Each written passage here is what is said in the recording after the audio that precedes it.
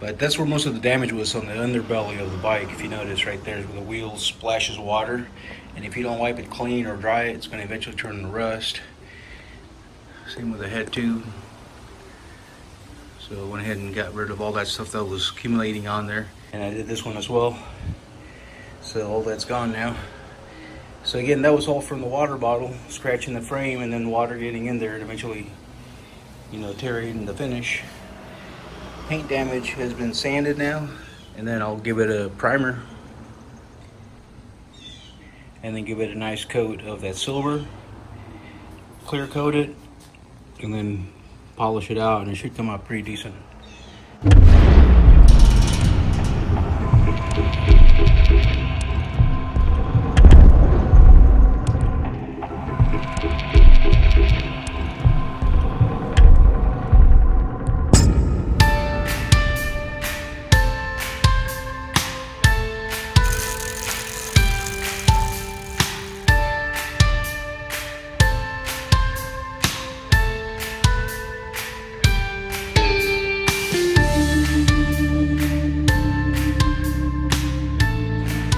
I did a complete sand over and got it really smooth and got all the way to the metal in a lot of places where there was rust. All that is gone now. And then I went ahead and used the metal cleaner on it to get everything off of it. And I didn't want to leave the bare metal overnight, so I went ahead and just started spraying over it, and it hit the whole bike. And it looks pretty good. So that's one coat. And it covered really nice. It's very consistent everywhere. So it worked out perfect to go ahead and be able to do this tonight. And then tomorrow I'll get up and sand it down a little bit and give it another coat.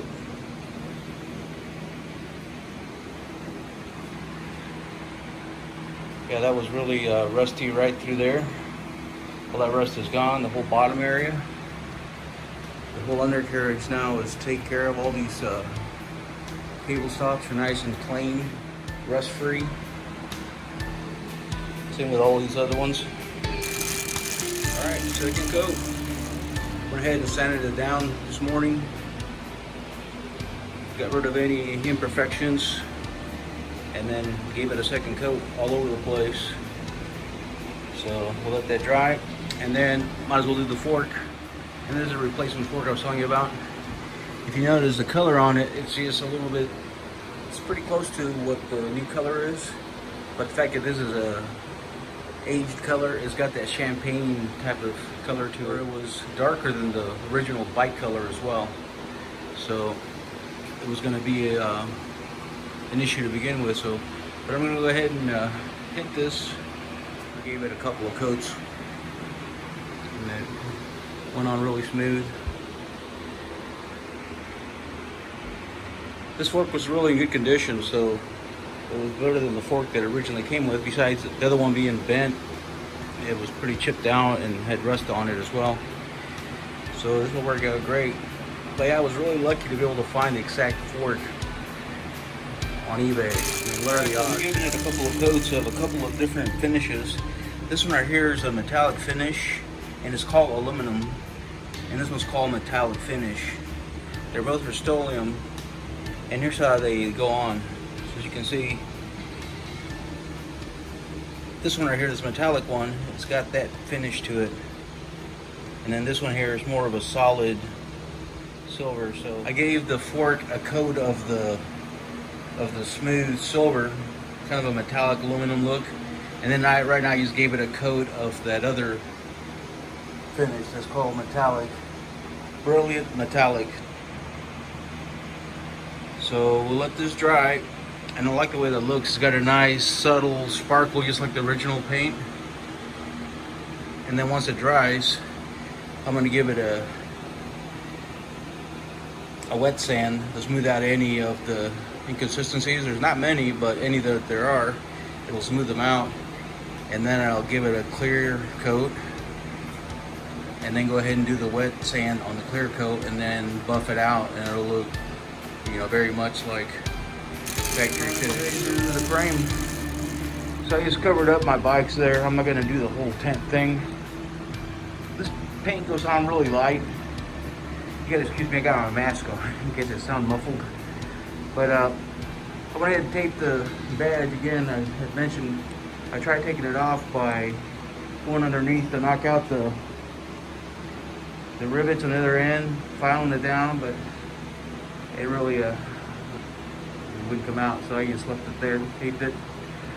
So this is basically like a paint primer, and I'm gonna go ahead and do a top coat of that aluminum silver, and that'll make it look really solid and smooth. And then I'll do the metallic finish to top it off, and then the clear. So right now it's a great time because it's nice and cool outside, and I should be able to knock out this coat today. All right, so that coat is on there, and it looks pretty cool actually. It has that smooth aluminum, and it dries to a satin finish. But I'm using this as a base coat for my metallic silver I'm going to put on it that's got the flake on it. That looks really good. I could just leave it like that and put a clear on that and it looked cool. And there it is in the down position. So, you know, painting the bike on this bike stand was actually really convenient because I could lock it up in any position I wanted to and really focus on the parts I wanted to make sure were covered. So I did every stay on both sides, as well as the sides, and then the seat tube, top tube, down tube, head tube, and then if you notice the bottom of the bike. So there's a lot of places to spray. When you start spraying, sometimes you can overlook a part, but by putting it on the bike stand, I can actually lock it up in any position I want and just focus on that area. So it came out really sweet. Here's the top tube looking good. And again, this is a top coat, or this is a base coat for the metallic I'm going to put on it later, which is this one right here. So this has a flaky finish to it that I showed you guys on the fork. That's really subtle, but it gives it more of a finish to it. This almost looks like, again, like aluminum tube. That's what it's called. So it's totally, yeah, there's no texture to it. It's just smooth, which is not bad. But I prefer having a little flake in it. It gives like the original finish, so it should look really authentic, especially once it gets the clear coat and gets it polished out. And this is going to be the top coat, and that's it. I gave it a really good double coat. So I gave it a coat and then went through it one more time. So basically used the whole can on it. So I've used 2 cans of 2 different metallics. This is the top coat. It's got a little bit of that flake in it, and it's very similar to the original Silver Mist paint that was very subtle flake on it. And when I go ahead and do the wet sand and then do the clear and buff that out, it's going to look very nice. Looks like we got it all. All the lugs are good. And top tube got a really good coat. Again, that's the most important tube to make sure you get right, along with the down tube. And once I smooth it out, it should look really good. Alright, so now we'll let this dry over the weekend, and then I'll be able to give it a clear coat in the next few days, and then buff that out. Alright, well, I gave it the first coat of clear, and it actually comes out really glossy.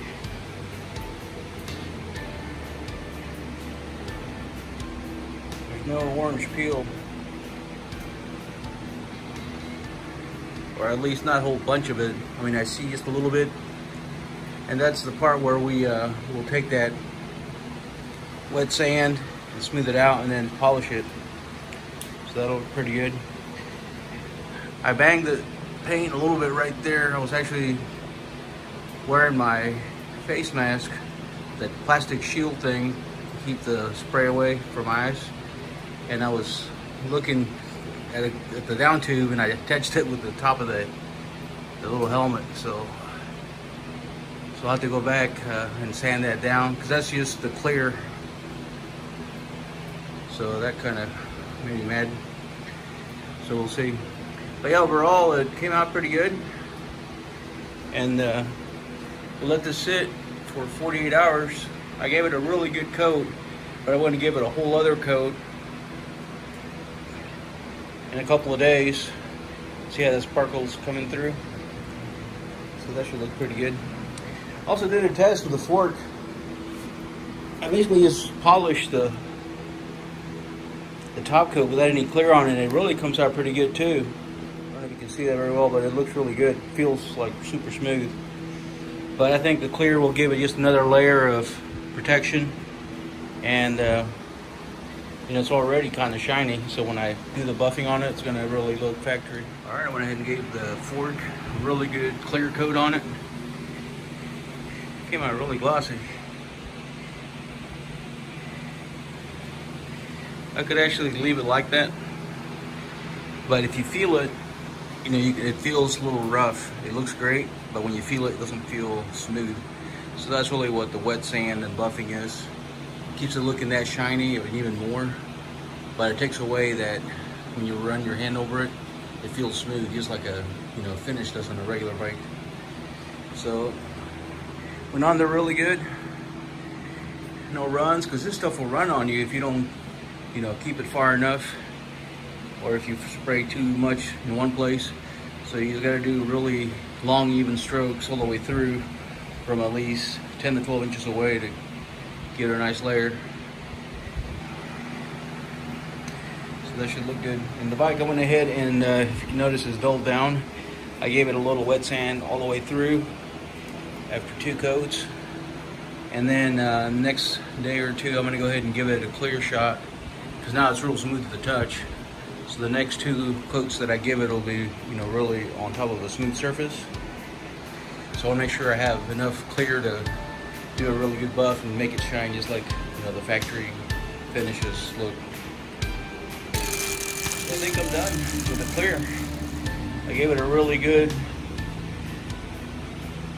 3rd and 4th coat on a single set.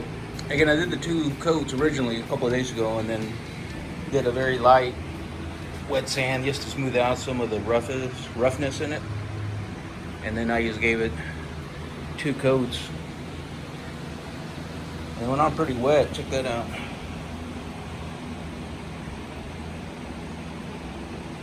So once that dries, it's probably going to feel a little rough, because that's what happens with overspray. So that's where the buffing will come in and make it, you know, feel really smooth, and also just shine really consistently. So I was able to get rid of that little hit that I did with my helmet that I used for the little shield. Yeah, I was able to sand it down and then basically respray it, and it came out pretty decent. So yeah, that bottom bracket area came out really good. I'm gonna let it sit here for the rest of the week, and this weekend I'm gonna go ahead and do some, actually I think I'm just gonna let it cure for quite a while, and I'll go ahead and get started on my components and all that stuff. I haven't really done much of that yet, so I got plenty of work to do. Went ahead and put the bearing cups in there, put a little grease just to get that thread going. When I took it out, this one was real stubborn, and it still is. And if you run your finger through the thread on the bottom bracket, there's like a little snag, and that's where it fights the other one. But you can get it in there. I wouldn't tighten all the way, and then took it back out, but it's still going to be you know, hard to get in there. So here we are. We got a tray of goodies. So all this stuff again has been derusted, and I need to polish it. So that's where we're at now. I did get this one done though. Check this out. I took it apart, put it on the buffer, put it back together, and I still have this one to do, so you can see how it looked. So there's your before and after. And what I usually do, that's what did it. But I mean, I did use the buffer, you know, with the 4 different bars, mainly the blue and the white, and put it through there, and then clean it off right there. But to really get finished out, I just do it by hand once I'm done with it. and it comes out like this. So that came out pretty good. So that'll be cool. So this thing is you know, really nice crank. I started looking for these online to see how much they were. And these are selling for 75 and 125. This is the Super Maxi. It is Sugino Crankset, and it's pretty nice. I was able to get a lot of the big scratches off of there. Remember how it looked? So what's cool about alloys is that you can sand it down and diminish those. See right there, you can still see them, but they used to be like huge scars. No, they're not too bad. So overall, it came out pretty good. And then this thing's next. And then I was able to find the 1981 bar foam. I don't know what they're called, but there was a little, there were two sections, one that went from there to the brake lever, and one underneath, and that's what these bikes came with. And I actually found the set of them, so I might use it, and it'll look really period correct for sure, even though I'm not sure I like them that much, because I was thinking about doing the red tape on it, but we'll see. But I do have that tape out, or that tubing, I found it, so it's gonna be cool. So that's what we're gonna do. And then the wheels, I did buy some new spokes. Some of these are pretty rusty, so instead of trying to take that off, I'm just gonna replace probably most of the spokes. I bought, you know, a whole set of them, so I might just replace all the spokes and be done with it. And then this is gonna be the challenge right here. So I told you guys about this tool earlier on the video, but this is what it looks like. So it's a little different than the one that I saw on YouTube. You know, that thing is made somewhere in Europe, so they have different hardware available. So these are just fittings that you cut in half, and then one over here, and then this is just a threading with some bolts and washers, and it works, you know. So when I tighten that, it'll push that down, and hopefully it'll, you know, push that so it doesn't have that flat spot anymore. So I set this up a while back, but I haven't done it yet. I'm pretty sure it's gonna work, just based on, you know, what the physics are. That's gonna push the rim that way, and it's gonna take care of that flat spot, and then I'll just tighten all the spokes to true it. So we'll see how that goes. So we're taking all the chrome one day at a time. Yesterday I did all this. Took this to the buffer, and they came out really nice. So the next thing I'm gonna do is get these pulleys lubed. They weren't spinning right. They seem to be in pretty decent shape. I'm gonna go ahead and grease the pulleys, get the covers on it. And in some cases, the pulleys are different from the top and bottom. These are exactly the same. They recommend that you do one at a time, so that way you don't intermix the parts. But these parts are identical between the two, so it shouldn't be an issue. The only thing that's different is gonna be the cage that attaches to the bottom of that one. And that one's got the longer screw with the nut. All right, got the pulleys back on. And I saw several videos of how to do maintenance on these. And I noticed that people use both options for lube. They either use the chain oil or they use some type of grease. So the derailleur's good to go. Front one came out nice too. The Altus ST. And these are the shifters. And the traditional dual stick shifters that Schwinn has, they have parts that match either side, so it's easy to put them back together. These are a little trickier because you have different parts. So here's the shifters. If you notice, that one's got a different shape than the other one, which means it'll have different washers. So you got to match it up. So those right there, I'm pretty sure go on this one. And then this one's got just one washer and then a steel piece or an alloy piece. And I'm pretty sure that goes on that one there. So that one's got a really tiny micro washer, and this one's got a regular standard washer. So I'm gonna play with it, and you can kind of see the angles of the shifters, how these, you know, go to the outside. And also it's got the A and B on it. All right, and they're on. So it came together pretty easy. Once you get going, it becomes intuitive, and you kind of start putting them together like a puzzle. So that's ready to go. Right, so next will be these. And first thing I usually do is take these out and remove the rust. And I try to use the widest screwdriver I have so I don't mar those things up. And remember, there's little springs inside of there that will just pop out if you don't keep an eye on them. These are really in good shape. The quick release are perfectly clean, so these will clean up really nice. All right, so here's one of the brake levers. So this is what I mean. Something as simple as that right there. When you take it apart, here's all the different parts for it. So that's the main bolt right there. Then there's a pressure washer, a thin washer, and then this little sleeve that fits into there. So it's always best to, when you take this apart, to document how it came out so you can put them back together exactly the same way. And then it's got one washer that actually goes on top of that. And then there's that little spring I was telling you about that fits right in there. And you'll hear it, it makes like a ratchet kind of sound when you turn it. And then next we'll take off that piece right there. These are actually pretty clean. Usually these are really rusted. All right, so next we're gonna go ahead and remove that screw right there, or that bolt, to remove the clamps. And again, these are really clean, so in this case, you could actually clean around it and leave it as is and not worry about it. But the best way to get to everything is to take them apart. So I'm gonna go ahead and take that out. All right, and there's the lever. So there's your clamp. And that right there is what basically tightens it up. So those little fittings go right in those slots. So this is basically the nut. That's that bolt. You can see there's a little bit of rust, so we can clean that up. This is the gold dot. So that goes through there.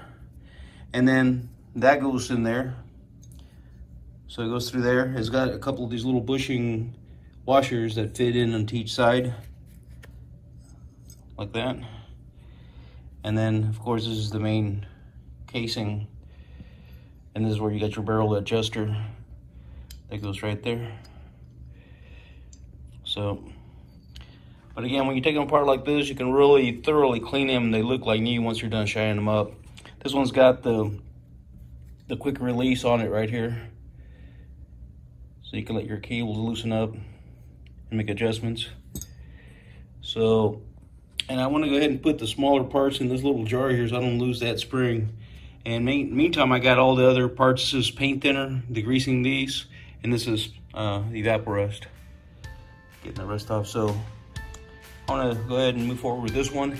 So before I take the other one apart, I'm going to just go through this one, clean it, and then put it together so that way, you know, I don't have too many parts laying around. So this is before, and with a little bit of polish, you can see how they look.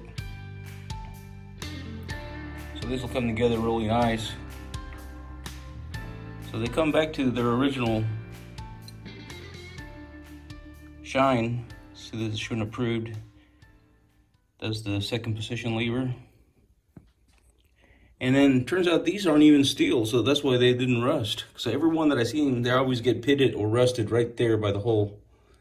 And when I put my magnet to it, it didn't work. So those are like alloy or some kind of aluminum.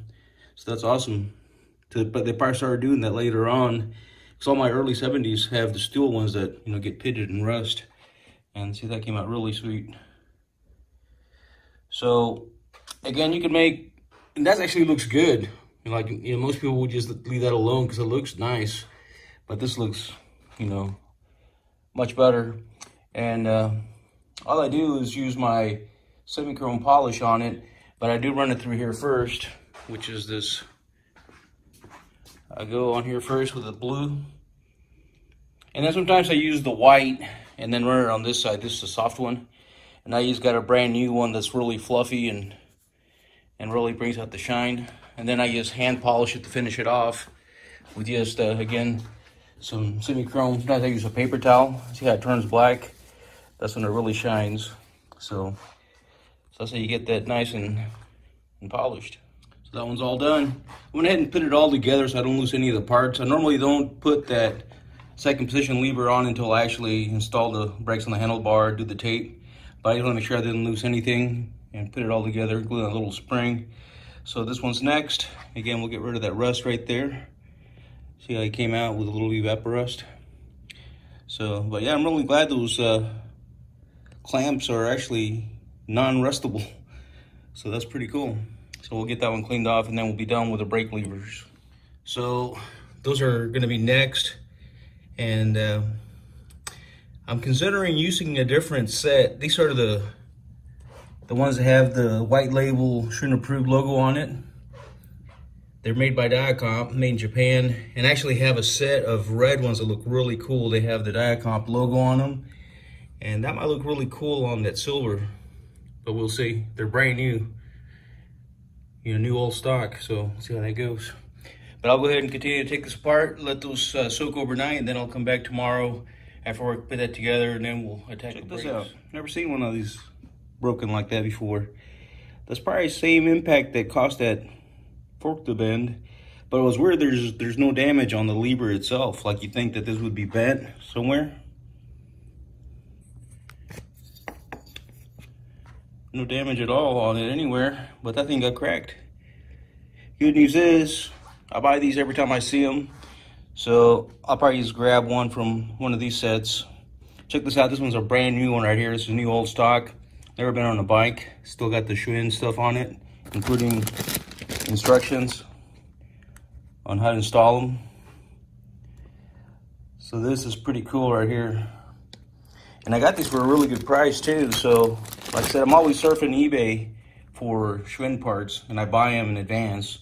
So I got tons of brake parts, and you know, that's why I could just put this whole kit on it and be done and not worry about cleaning it. But it's really cool to use the original and make them look like this, even better. So I'm actually going to see if I have an older set that's got a good pivot. That's what they call the gold dot. So that one's definitely cracked. So that probably, you know, I could probably straighten that, but it's cracked. So that's just going to be a, you know, compromise there with that bolt through there. You don't want that on there, so change that out. Cool, I found one. So I had another one that I actually had used parts to build my World Voyager brakes. And you can see all the old parts that came from that bike originally. And I replaced a few of the things on it, so I still had the pivots on it. It's slightly lighter because it's an older one. This is like from 1973 versus 1981. So you can see how this gold is real vibrant. That one's a little bit more faded out, but I don't think it'll be that noticeable, especially because it'll be opposite to the other one and it'll still look the same. But more importantly, it's not broken. So that's the important part. So that's good. I'll use that. That way I won't have to break these up at all. These will stay as is. So I knew that was going to come in handy. All right, and the other one is done as well. So cleaned up nice. So the evapor rust definitely will take care of some of that rust that's on the hardware, unless it's, you know, into the actual chrome and it hits it away. But I'll let it put this one together, and we'll make sure that all the washers go in the right place. All right, we'll put them on the bars. And this is what I like doing. I like putting the bars flat on the surface and then letting the tips touch on both sides. And what that does, it ensures a real even setup. And see how those second position levers are perfectly straight with each other. So that's the way I like to see them. This bike had them up a little too high before. See where that mark used to be? So they had them up that are a little too high. And rule of thumb is to have that touch on a straight line, and that gives them the perfect angle right there. So, and I believe these bikes came with the foam grips, which I found actually. I was able to find some online. These little foam grips, and you cut them to size. But I'm not sure if I like them. You know, you can tell these, you know, were popular because they were comfortable, but they're also very easily, you know, wear down and get dirty.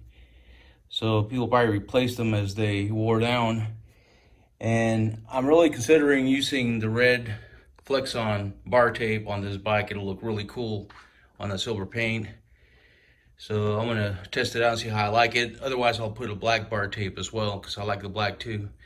But I really thought about doing these, but the more I thought about it, and then I wanted to put them on, and I just didn't like the way it looked, you know. All right, so I found a cool new use for my extra fork.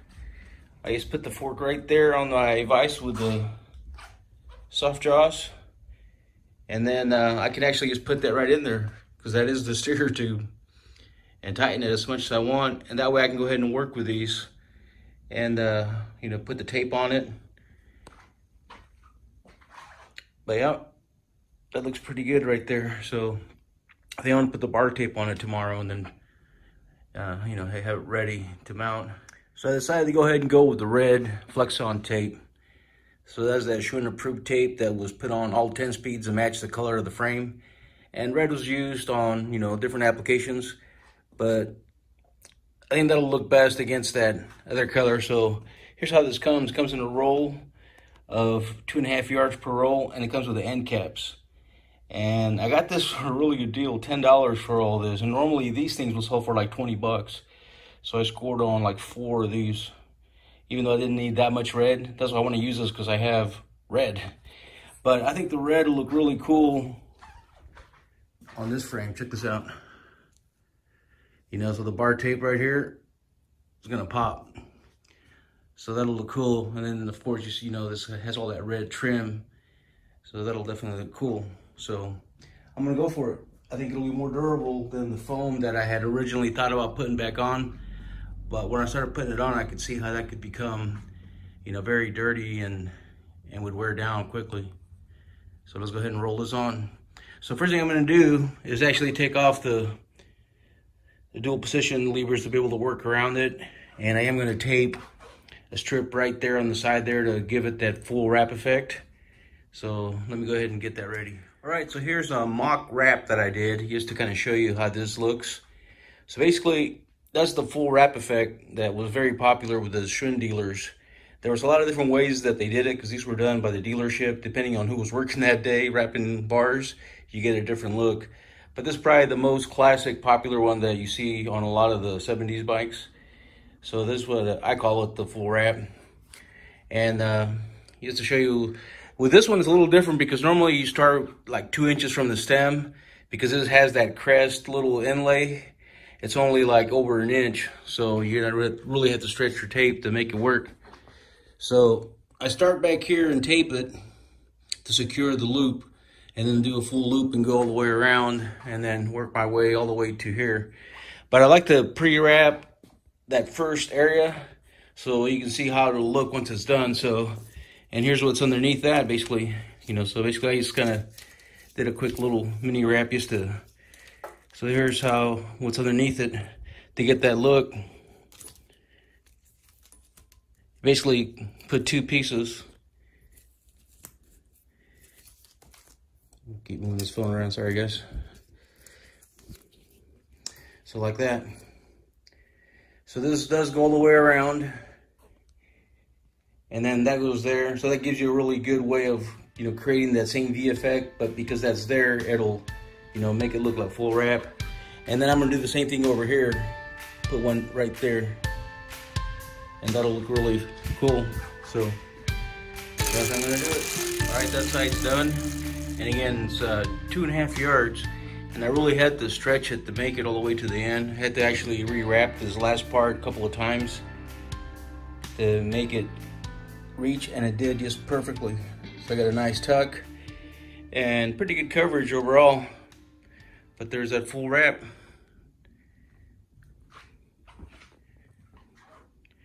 And if you're gonna do that, you're really gonna need more than the tape that you get. So if you get one of these kits with 2.5 rolls per side in your caps, you won't be able to do this unless you have an additional roll like I did to cut, you know, all these extra pieces that go on.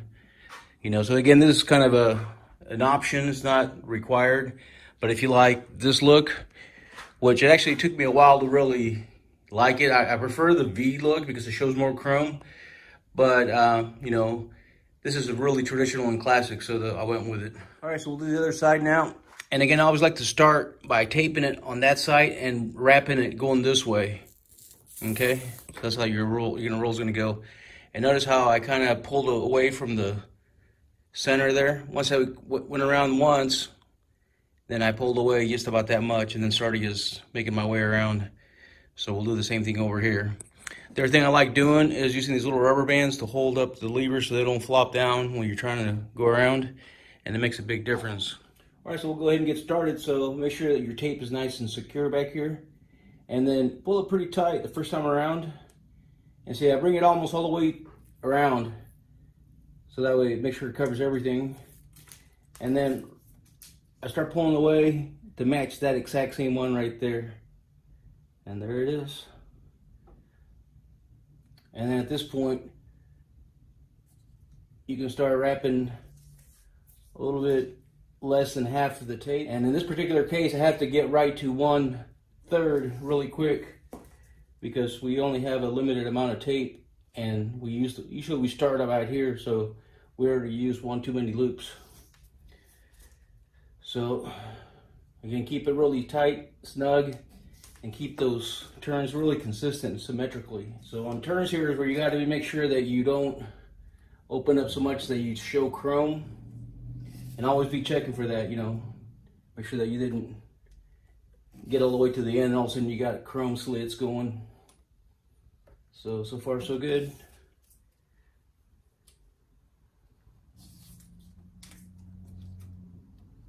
Yeah, what's cool about this tape that it doesn't have adhesive. It's very stretchy, and you can mold it to the turns and pull it as tight as you want, and it's very durable.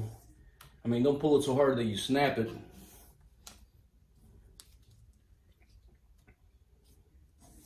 And here we are, we're getting close to that curb. And I always like to hit this curb with just a little bit on top already, like that. And then I bring it around and underneath, and then back over.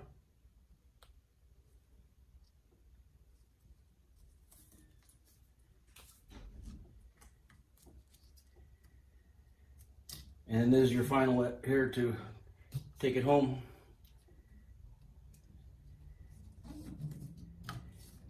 All right, and then we bring it home by making these as tight as possible, and definitely covering no less than 1/3 of the tape, because you're gonna need all the tape. We got this much left, and we got this much more to go. 1/3. Still got a little bit left. You want to have enough to be able to do a really good tuck, because this tape, again, is really nice. It rolls itself into that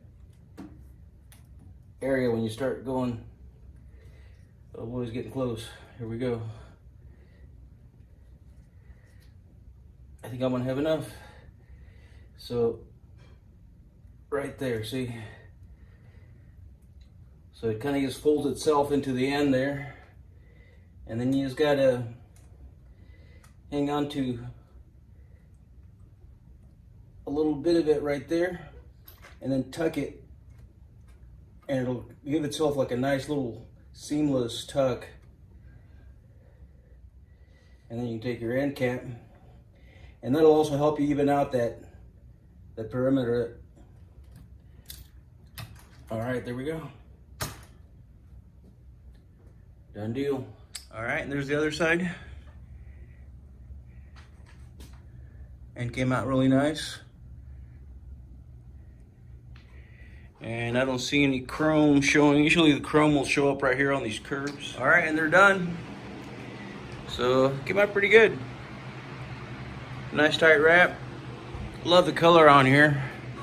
And again, it's gonna look great against that silver mist paint.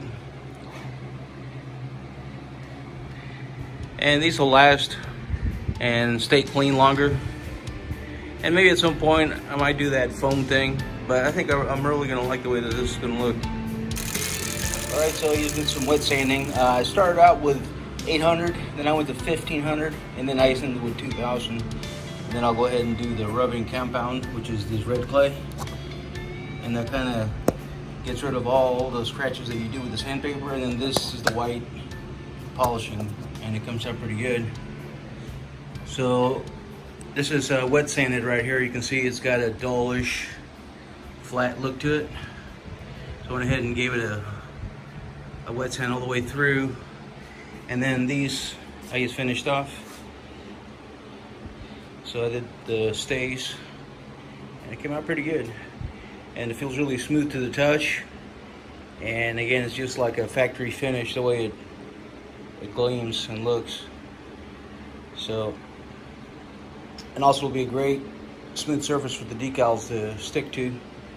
So we'll do these now and see how they come out. All right, you just got that one done.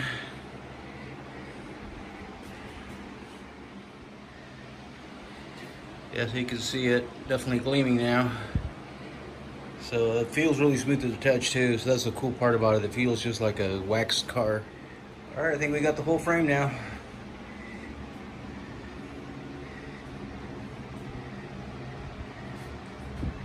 So I got a really hard finish now that's really smooth to the touch, and it should hold up pretty good. Again, 4 coats of clear. So that came out pretty good. Really happy with the consistency of the paint and then the shine that it got. So definitely worth the trouble. All right, so tomorrow I'm gonna go ahead and do the decals, and then this thing will be ready to be ready for the build. I got most of the chrome cleaned up, so we're getting there. And then we'll be doing the wheels, so that's gonna be a challenge because they're pretty beat up. So we'll see how that goes. But yeah, that head tube came out sweet. All right, so went ahead and got the fork done too. Got the chrome cap on it. And I'm gonna go ahead and do the stripes next on this one. So that came out pretty good. And I went ahead and put this new bearing cup on here. It's a little different than the original one. Let me show you real quick here. So this is the original ones right here. See, they were pretty rusty. The rust came off, but they're definitely very pitted. That one's got some, chrome loss right there. So I thought I'd get replacements and went ahead and got these standard Schwinn ones that come on all the other bikes. But it turns out that the frame is a little bit thinner on the head tube. So if you notice, these are like 29.99, and then these right here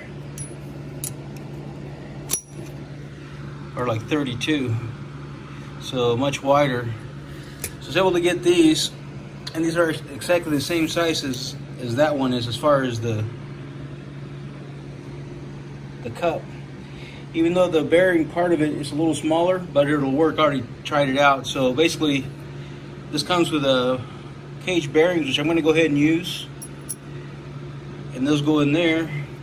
And then the part of the headset goes like that, which is that part right there. So that's for my other fork. But it seems to fit pretty good. All right, so I'm doing the decals. And these, I ended up getting like an extra one just on the kit. Came with 2, so that was good because I ended up using it. So these are a little different than the water transfer decals. You do get them wet, but you're supposed to spray it on there and then spray the tube as well.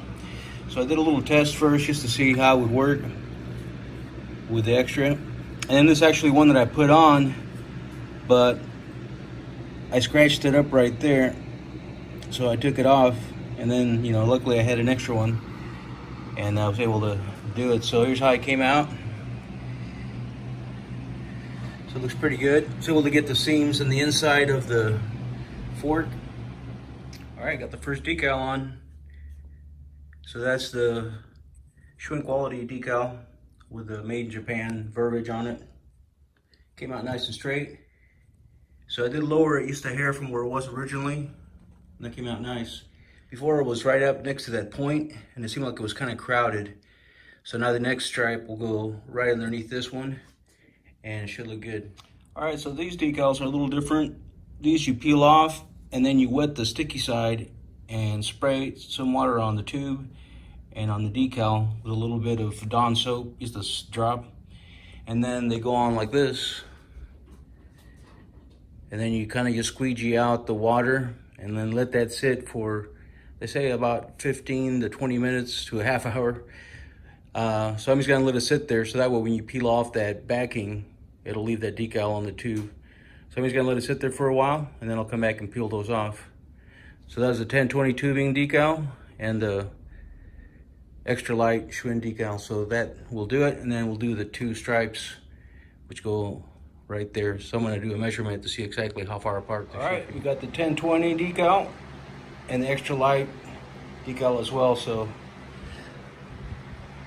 you just need a couple of more, and I believe the next stripe is going to go like this. Is kind of a good measuring guide right here. So usually it's like right there's where it's going to go, and then I'm going to measure to see what the other ones are, because there's like I think it's like 8 inches between the 2, and that makes it look pretty cool. So that one is on there. These went on pretty easy, so these are pretty nice. They're kind of like water transfer, but a little different. But those look nice and fresh. So get the other one down, these little 2 decals. These are kind of small, so they shouldn't be too hard to put on.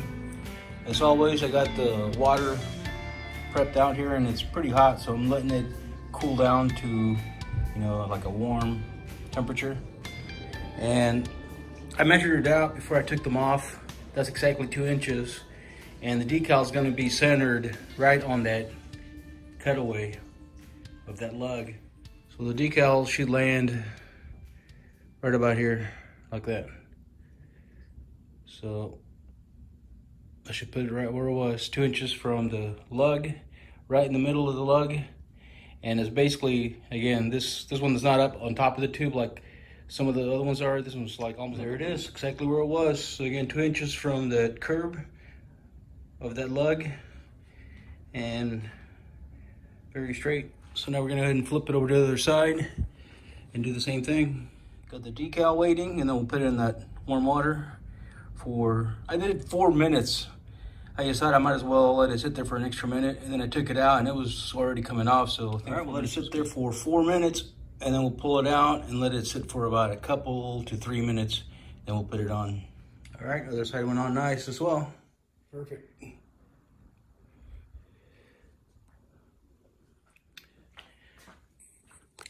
So this blue tape here is basically 4 1/4 inches from the point. So that's where the first stripe's gonna land, right here. All right, got the stripes on there. And basically I laid out like 1 inch from that decal. And then this difference right here between these two is the exact same difference on all the bikes that I checked, including this one right here. I have a couple of power mounts in the living room also that has the same thing in my Superior. So that must be the standard difference that they use on there. Yeah, I use this paper towel to give me that difference, but this is basically how I measured the other ones. So that's where that stripe ends, and that's where that one would go. So it came out good. Went ahead and put it down and see what it looks like. All right, there we go. Now we got all the red trim on it. So the last thing is the Schwinn decals on both sides there. And it's already almost 10 o'clock. Kind of let a lot of the evening go by. But I'm glad at least I got those on there, so that's good. So I think tomorrow night I'll go ahead and get these. All right, so I went ahead and measured the 6 1/2 inches from the lug to that tape, and that's exactly where the Schwinn starts. And then those lines right there represent the width between the 2 letters that are opposite to each other. So hopefully that'll give me a pretty good guide. So I'm gonna put it in there, and the letters, the top of the letters will be right at those lines. All right, so I think this is the best way I found to line it up. And normally I don't go through this much trouble, but the fact that these are so close to each other at the top, I wanted to make sure that they ran even. So I found this piece of coat hanger here. I just cut it. It's really straight this way. It bows this way, as coat hangers do. But I lined it up so it was running perfectly straight right next to a ruler. So basically, this thing is the end's gonna start about where that tape starts right there. A little too close. So once I actually slide it on there, see where the decal ends, I'll be able to slide that all the way over there. And then the letters will be pretty close to that top of that piece right there, all the way across. That'll ensure that it's running straight with the too, because sometimes you can get away with being slightly this way or that way, like the dealers did. If you look at all your decals really close, you'll notice that some of them go one way or the other. But the fact that when you look straight over these, you can see them right next to each other. They should run straight, so that's why I want to make sure that it looks good like that. Kind of like this bike here. I think I showed you this before, but check this out. See how those are running straight with each other? So I want that same. All right, so we got the decals ready. Got the timer on, and got the hot water, and I'm letting it cool down to a warm temperature. And we'll go ahead and get this ready. It's cleaned off already, so we'll go ahead and put that on. All right, it's in there. So we'll let it sit there for 3 minutes, or I'll do 4 like I did the other decals, because it definitely made them slide right off without any issues. And then we'll let them sit in this paper towel for about 3 to 4 minutes, or depending how quickly they slide off, and then we'll put them on the bike.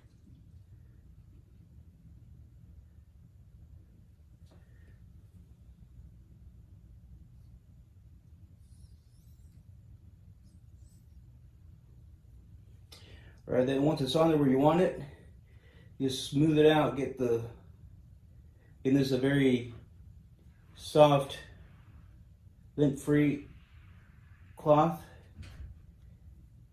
and it's barely touching it basically, so it just kind of irons out any little wrinkles. There's none wrinkles that I can see, so it looks pretty good.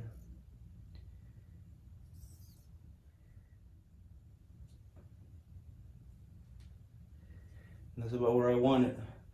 Letters just right where that line runs.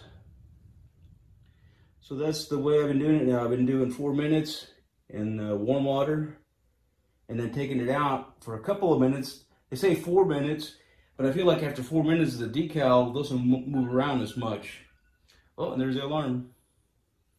All right, so I'm going to go ahead and show you how it looks on the top. All right, and there's the other side, and there's that top. I don't know about you guys, man, but I stress out when I do the decals. Like, I really stress if I don't see that they're going on straight, but yeah, that came out perfect. But that's what I was looking for. See that? It's about 1/4 inch between the two decals, and they start at the same place and then the same place, and that's where they had them. So perfect. All right, so we officially have all the decals on, so that's very cool. So now I can rest easy and do the easy stuff like the wheels and the shining stuff. And this is the final decal I need to put on. So that's the wet rims caution decal. So now I can officially start the build, and I'm gonna do the headset first and get the fork on it, and then do the crank, and then we'll go from there. All right, so we'll go ahead and get the headset on and get the fork on it and begin the build. So I got these lined up pretty good. Always got to tighten them up.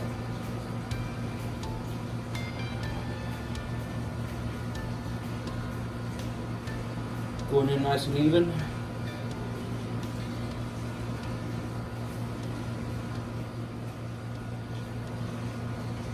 Should do it.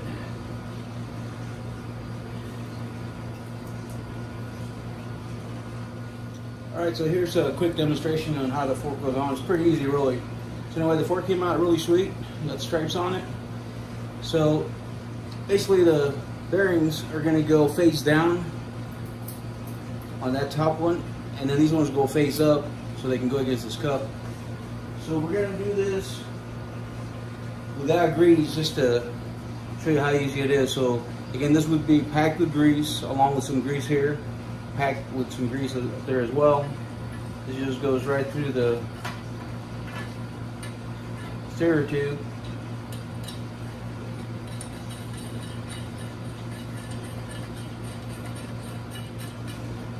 And there you go, and that's it.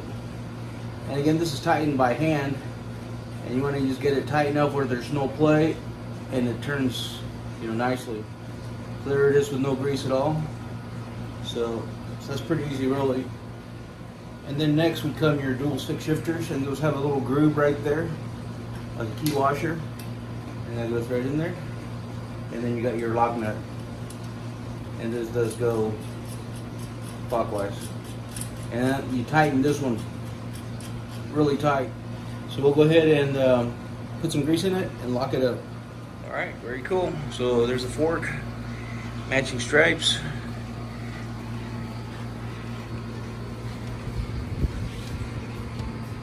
So next is the crankset. We'll go ahead and do that one, and then we'll put the derailleur on and get this thing together. All right, so we're gonna go ahead and do a test. I did this once before, and what I'm testing is the cage bearings on the bottom bracket versus loose bearings. And you'll see how it turns much better without the cage. All right, so this is the side with the cage bearings. And it spins normal, spins good. Again, no grease at all. And this one actually I can get a better grip because it's got that flat spot on it. And here's the other side. This is the one with the loose bearings. And I can feel it in my hands, that spindle. There's a lot less friction with just the bearings. So we got 9 bearings here on this one, and this is 11 bearings. So that's the rule of thumb when you don't use the cage. So I'm gonna go for it. It definitely feels a lot better. All right, so we went ahead and greased up the bearing cups. And here's the spindle. And if you notice, this side right here is like 42.26 millimeters from the raise to the end of that peg. And on this side I measured it, it was like 38. So definitely this is the drive side. All right, we got the fixed cup on, nice and tight, nice and greased up. And now we're gonna go ahead and grease up the threads. You see those bearings in there. And then put in the spindle, and we should be good to go. All right, we got the bottom bracket on, been on ice. And again, I hand tighten it, and it's spinning really good, and there's no play at all. And I can tell it's definitely packed with grease, so let that grease kind of work itself in there really good. And then you want to leave just enough space for your lock ring.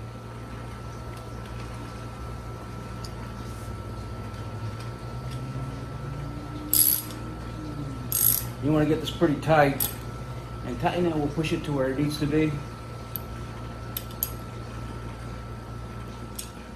That's pretty tight right there. A little more. There we go. All right, and she's nice and tight. Put the lock ring on, and you make sure that you wipe off any grease off that peg. So we'll put the other side on. All right, dust caps. And this bike came with one, and I was actually lucky enough to find the second one exactly the same. So that's a Sugino Crankset dust cap. And I got that for like $9, so that wasn't bad. And he was selling just one, so that was perfect because it matched the one that I had. These sell for about like, you know, $25 to $30 complete. So I got pretty lucky. But anyway, that's what I do. I take a nickel and just tighten it enough, and it ensures that it doesn't mar up that little slot, because the screwdriver is not going to be as wide as that. And you start turning it, and you could, you know, put a little gash on it. So. And I recently discovered how great alcohol works actually on getting grease off, especially on your crumb that you already cleaned up. This just takes it right off, so you don't have to sit there and go back and try to keep wiping it with the like Windex or polish. This makes it look just like you just polished it again. Spinning well.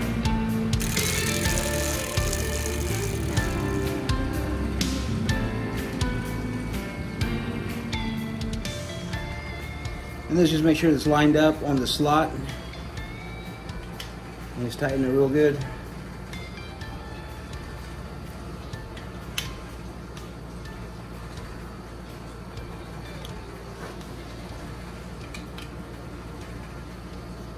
Right about there.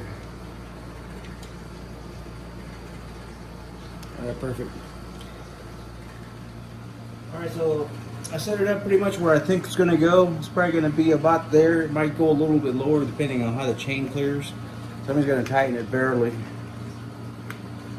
That way I can adjust it later. All right, we're starting to get some progress here. So did a lot tonight after work. Got the crankset, got both derailleurs on, and got the fork those stick shifters. You can tighten that. I just put it on there, but I'll tighten it when I put the bike down a little bit. So it's coming along. And these are the white label, Schwinn approved. You got the gold label on it, and they're basically the same as the Diacomp. That's what makes them. But one thing I noticed that's really weird is, see the smaller bolt? That's for the front, and that's for the rear. Same with these two right here.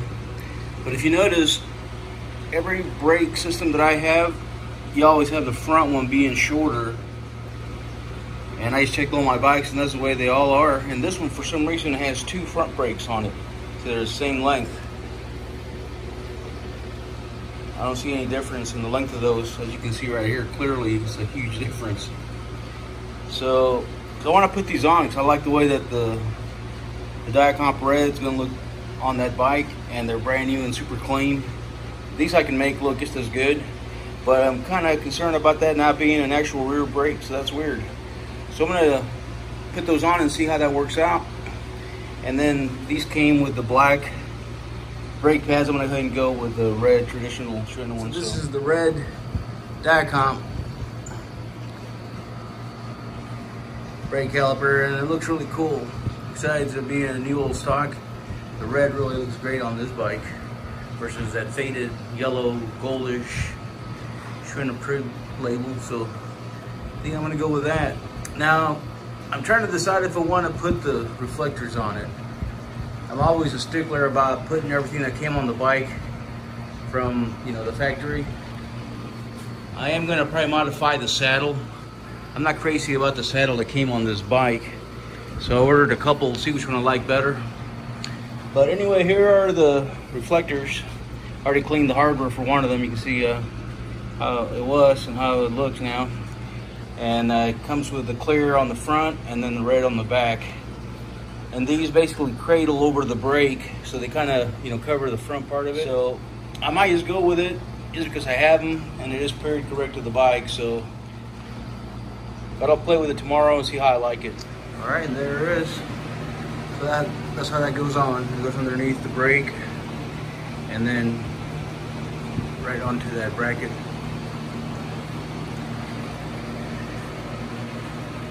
So in the past, this would be on the handlebar, and they went ahead and put it on the brake like they did the rear brake for a while. So, but yeah, that's definitely how they did it. All right, the rear one's done as well. And I use this rubbing compound and polishing compound to get all the little scratches off the lenses, and they come out really clean. All right, rear brake's on with the reflector. So that's how that goes on as well. Goes underneath, and then it wraps around to right there. So again, this has the longer reach on it, so I'll be interested to see how that rim fits. So I'm sure that the brake pads will go up a little higher on those slots, but that is the correct brake for the rear. All right, so we're ready for the handlebars, so let's go ahead and put those on and get one step closer. All right, so I'm gonna go ahead and put a little grease right inside the steer tube, and then just a little right there as well, then we'll slide that in there. All right, got the handlebars on, and I like the red on there, it looks cool. I was gonna have a black saddle, and the original one is just black. I bought a couple to see which one I like better. They have a very like slight red trim on it that might actually look kind of cool. Or I might just do a Brook saddle that I have as well. So they come out pretty good. So I'm doing the handlebar angle a little different on this one. I've been seeing a lot of images, and I kind of like the way this looks, where the bottom bar actually runs parallel to the top tube. Well, normally I run the top of the bar parallel with it, but I kind of like the way that looks. I think it's probably going to feel pretty good as well. So we'll see.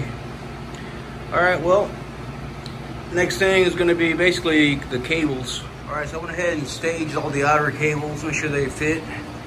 So that's the two shifter ones. And then on this side over here, this is the one that goes to the front, the regular. These are the original cables on this particular bottom bracket area, both of those.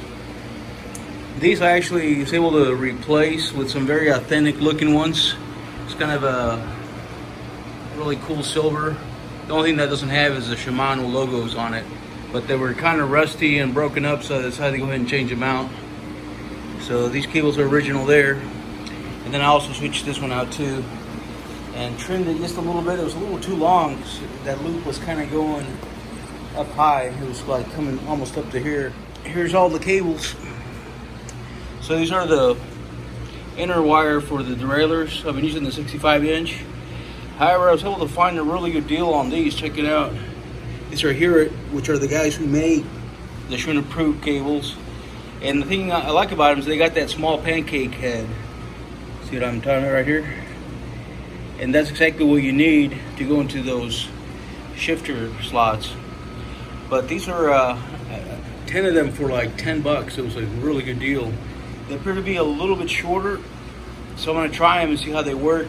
They'll definitely be good for the front, and then I can use one of these for the back, I'm pretty sure. So, and then here's the brake cables I'll be putting on. This is the light gray original color, and these are the ones that I'm replacing. These are kind of broken up, as you can see right here. This happens quite a bit to these cables. Once they get bent like that, really can't go back, so, and they're kind of chewed up on the ends anyway. All right, so I got the cables on. You just need to tighten them now. But again, they go through these slots here, and those small pancake heads fit right in there.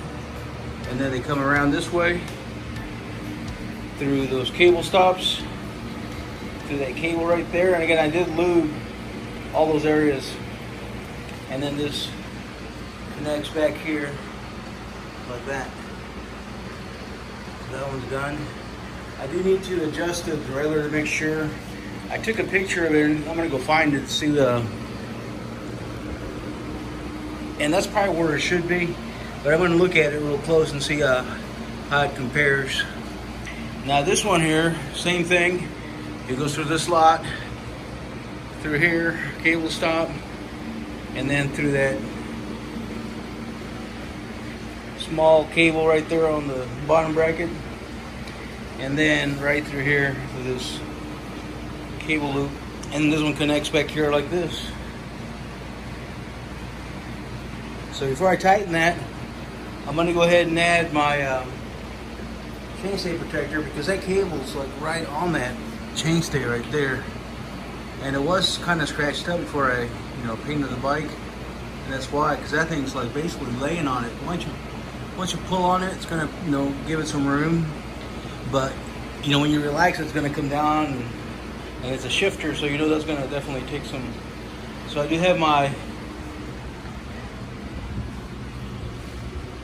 chainstay protector. I went ahead and filed the ends already. See right there? I just took this file to it and just kind of wedged it in there until those corners were rounded instead of real sharp. So I'm going to go ahead and put that on there now. All right, and there it is. Perfect fit. Nice and snug. That'll protect that chainstay now. All right, so I went ahead and tightened it, and I like using this tool right here.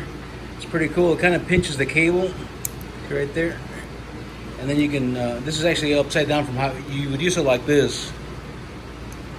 But here's how it works. See that little mechanism right there?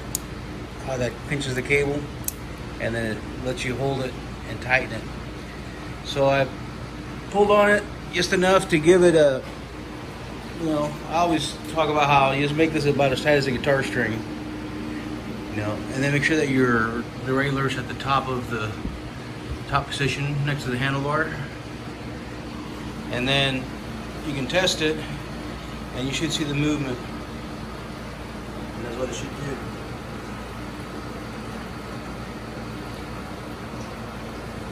These are friction shifters, so you want to tighten them so they stick with your shift tube. That's working pretty good right there. That's what I mean about that cable, how it kind of sticks out once you start shifting. And when it was longer, it was sticking way out. So that's cool. So that's really smooth. Went ahead and, when I cleaned that derailleur, I went ahead and oiled all the pivots on it. So it's moving really nice. And here's this thing here. So again, you want to be up there, and then you can shift it down. And then you got your adjusters right here to tighten it as needed. Don't make it too tight, otherwise it's hard to shift, but you just make it so when you shift it sticks. So that should do it right there. All right, well that's exactly where it was. So I went ahead and got the cable on there and tightened it and tested it. And it seems to be working fine. So that's on the lower one. And it takes it over to the higher gear. And with the lube on the cables, this thing's moved really nice. So, all right, so we're good to go. Went ahead and trimmed them out. And the cables are done. Just got to do the brake cables. All right, so I went ahead and put on the hanger for the brake. Took off that saddle and went ahead and greased the seat tube in there. Also went ahead and greased the post as well. That way it won't seize on you. And I'm going to do a different saddle on it. So this is what I want to do. The original saddle that this thing had on, it was pretty bad shape, and I didn't really like the shape of it. This was actually very slick, so I think that'll look nice on it. All right, so I'm staging the outer cables on here. And typically, just about any Schwinn with the center pull brakes, the setup usually is the rear one goes in front of the bar, and the front one goes behind the bar, so it drops right into the hanger, as you can see right here. But this hanger doesn't drop down a lot, it's just like barely coming down. So it doesn't have a really nice angle there, but that's how it goes. And that's, I used the original cable as a template, so at the height of it. Now, I went to the 1981 catalog, and I noticed that they actually did these different. They actually did it behind the bar.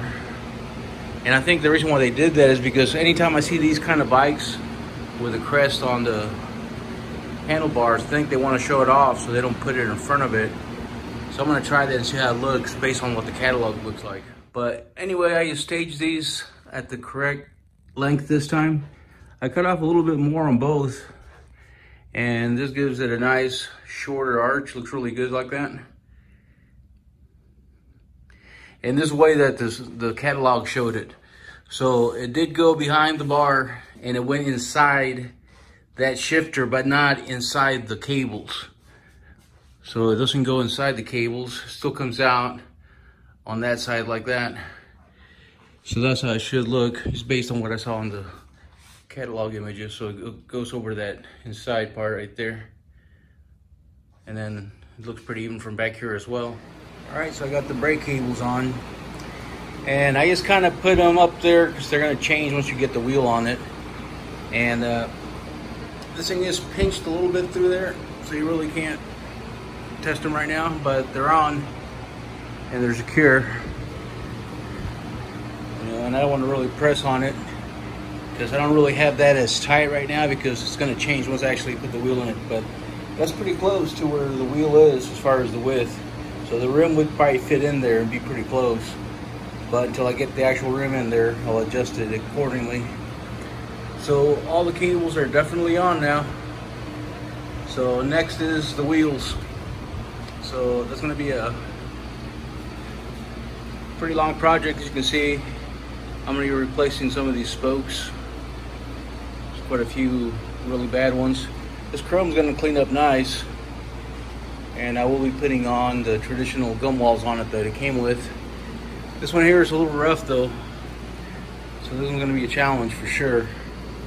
And when I get started, I'll show you guys the tool that I saw on YouTube that I was able to make one very similar to it, and it should work. So we'll take these things apart. So this will be definitely you know, the longest part of the project. So we'll get started on this soon. All right, so here we go. We'll start with the front wheel. As you can see, the spokes are pretty rusty. I've never done one of these before with a safety latch on it. So I was trying to figure out how to take that off, and I went to see if there was a video about it. Nobody's showing anything like that, so I just kind of figured I'd just try something. So I just put the clamp on it and grabbed the other side of that over here, and then I started turning it, and it did come off. So it looks like it's got 10 bearings per side. This grease looks pretty fresh, actually. Yes, here's what this looks like. There's the axle, and I went ahead and took off that other safety latch.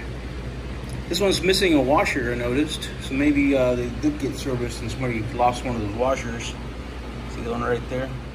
I just wanted to see how this is laid out. So you got the nut, washer, the latch, and then that spacer with the key slot. All right, well, we got the inside of the rim all clean. All the rust is gone now. So that's good, ready for a rim strip. I went ahead and wiped down the rim just to get that grime off of it. But I'm gonna go ahead and go through the spokes now. And what I'm gonna do on this one, because they're so rusty, I'm gonna remove them and then, you know, try to remove the rust off of them and clean them. The ones that I bought for it were too long, so I'm gonna have to go ahead and stay with the originals. They're actually in good condition, they're just rusty. And I cleaned 2 of them and they came out really good. So here's the first 2 I take out, then I'll be able to clean, you know, the area around it really good. And here is the rest of the stuff. So these are the safety latches. They came out really clean. I thought they were gonna be too tarnished to shine up, and they dust covers. There's the axle. And then it is missing one of the washers. So I'm gonna see if I can find one. It's one of the really thin ones. And then here's the spokes. And they cleaned up really nice, check it out. These were really rusty, so I started with the most rusty ones and cleaned them off all the way, including the nipple. So I'm gonna put those 2 back in and then take out 2 more and then just keep going around. And that should really make the wheel gleam. All right, we're starting to get some progress now. So taking out 2 at a time, and then I polish underneath and get, you know, the holes on both sides of the flange, get it nice and polished. And then I let the spokes and nipples sit on the evaporust for a little bit. Well, this side is done. So every spoke has been pulled out and polished, sanded down, put in some evaporust, and then insert it back in. And when you do this, you gotta make sure that you put them back in the same place. So you'll notice there's a pattern of how these look. Every other one is on top or on the bottom. All right, so it's finally done. Every spoke has been relaced.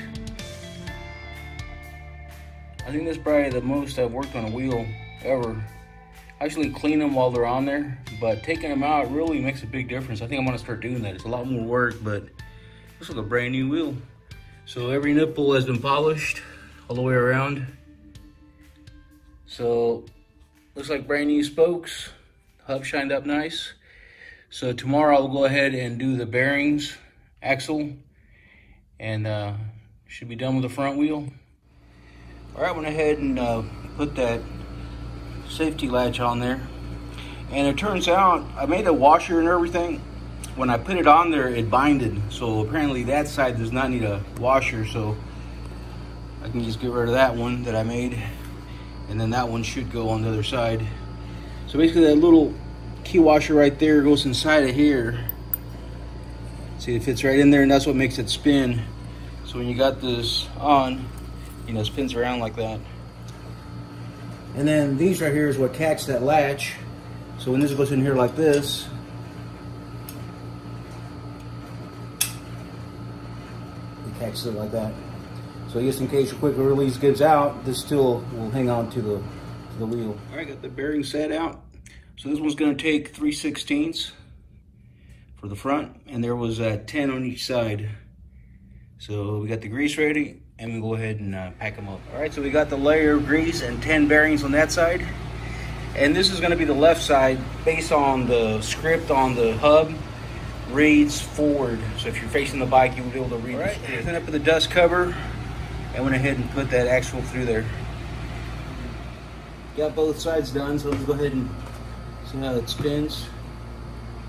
As usual, you spin it with your fingers, and that way you can feel the friction of the bearings, and right there, that feels really good. And then you make sure there's no play. And sometimes a little bit of play is okay because it might tighten down when you put down the locking nut on it. But this feels really good. No friction, and it spins awesome. All right, so this one's got that lock washer. which basically becomes the platform for this. So again, you should be able to see the right side, and it goes right in there like that. And this is the side that had the washer. So you got a washer, and then you got your lock nut.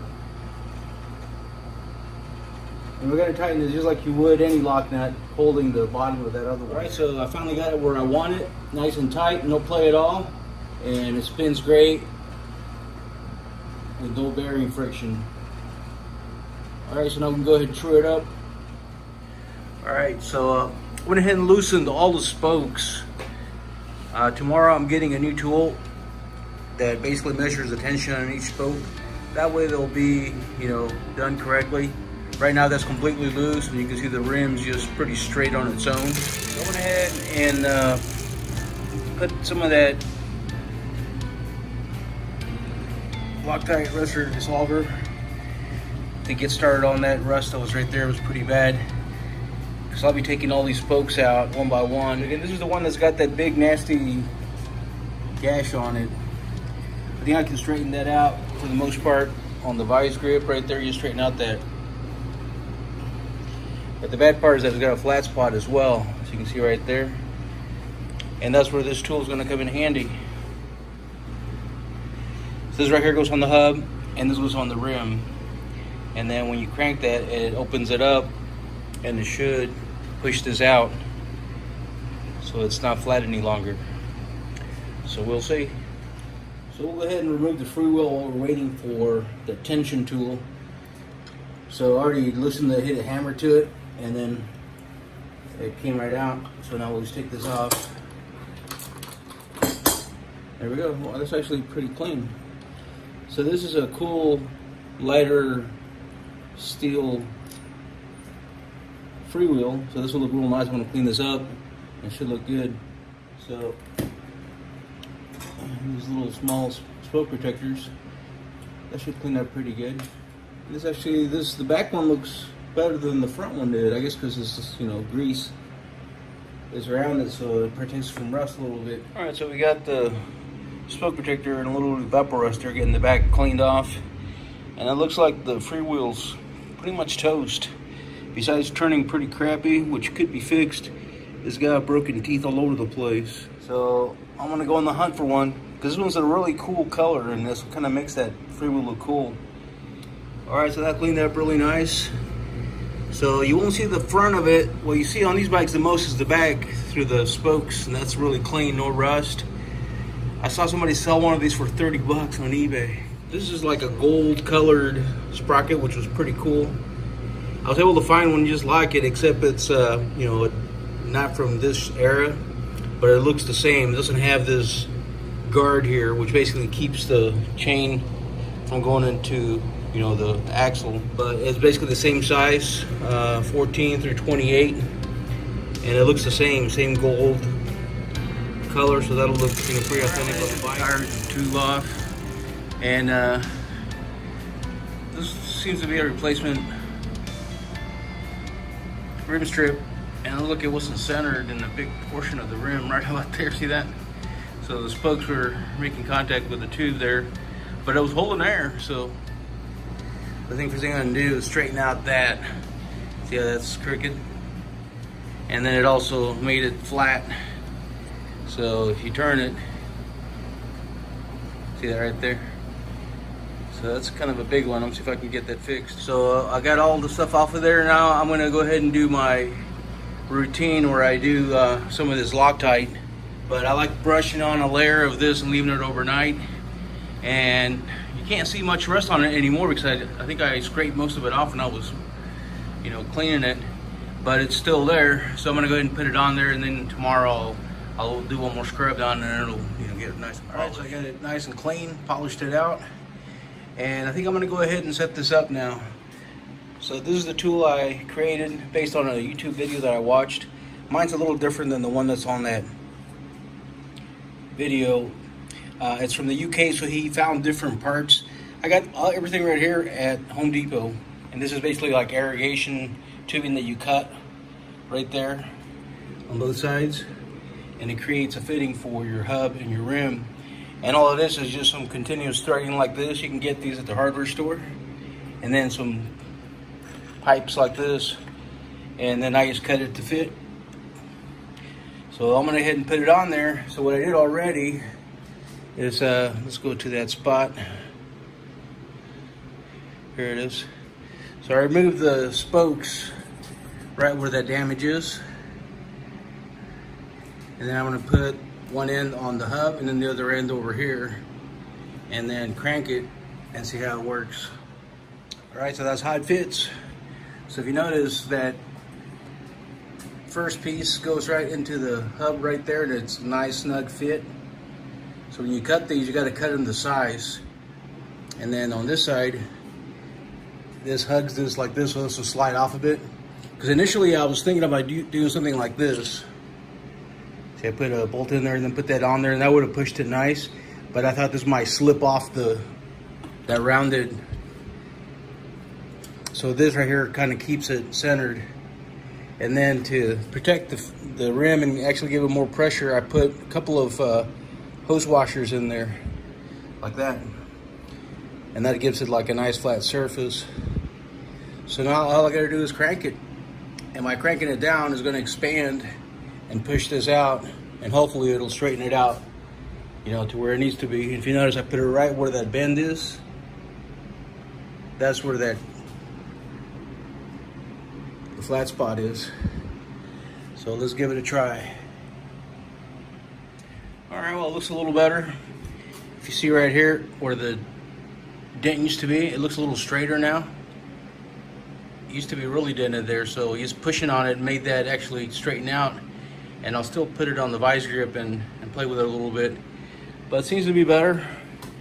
I don't know if it'll spin real true or real round, because once those rims get bent like that, you know, it's hard to get a true radial turn on it, but we'll see.